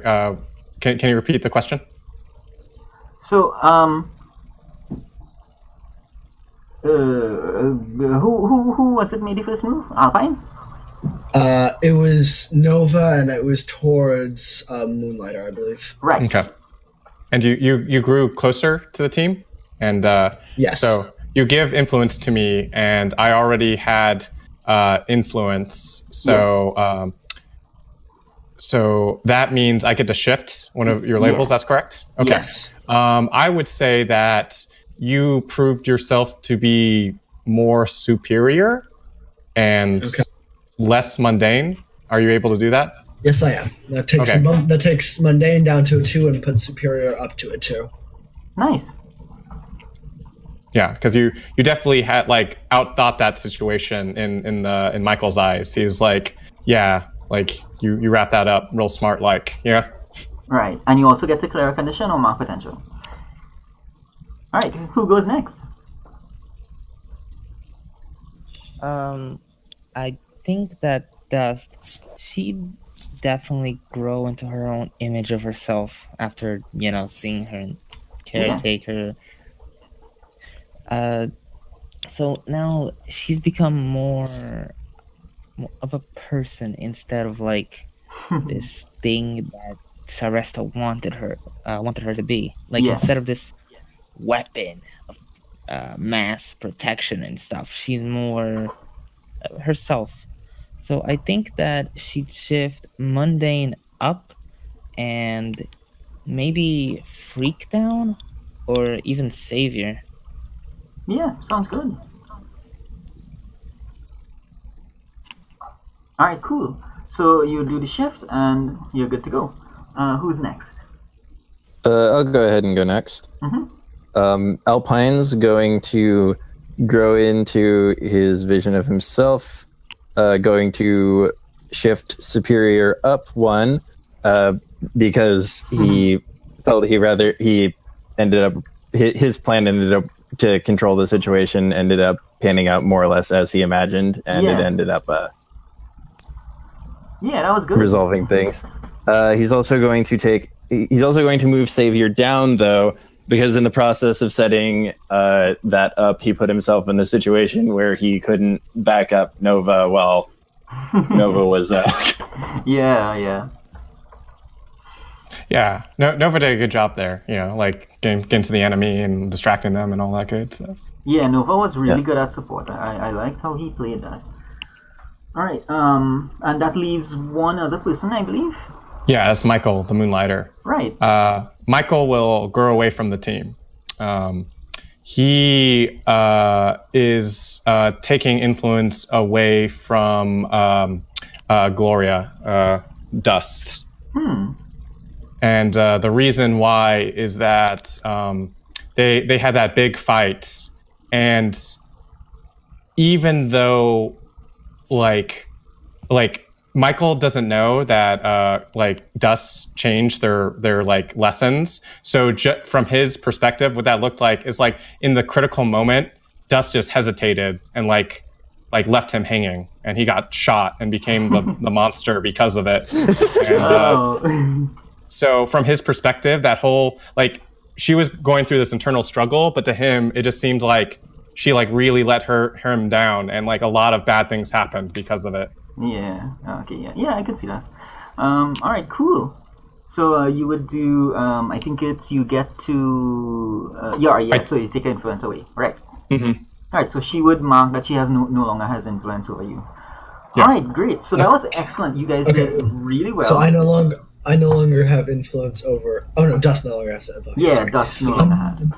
Yeah. Okay. So nothing else happened with me as far as I know. Yeah. All right. So what I'm going to do now Okay. is I'm going to stop the recording because the game completes it. Now I will hang around and chat. You guys can continue role playing what happens after. I'll hang around if you guys have any questions or so on, because I'm sure there's a lot of moves and so on that went on during the play that you guys might want clarification on. So let me just end the recording here and say thank you very much to everyone for playing. I hope you had a lot of fun. I had a lot of fun playing with you guys. You guys did some really good characters, and you guys played them well, and I'm really proud of you. So thanks a lot. Thanks, D-Spot. Yeah. Thank you. All right, cool. All right, I'm gonna head out.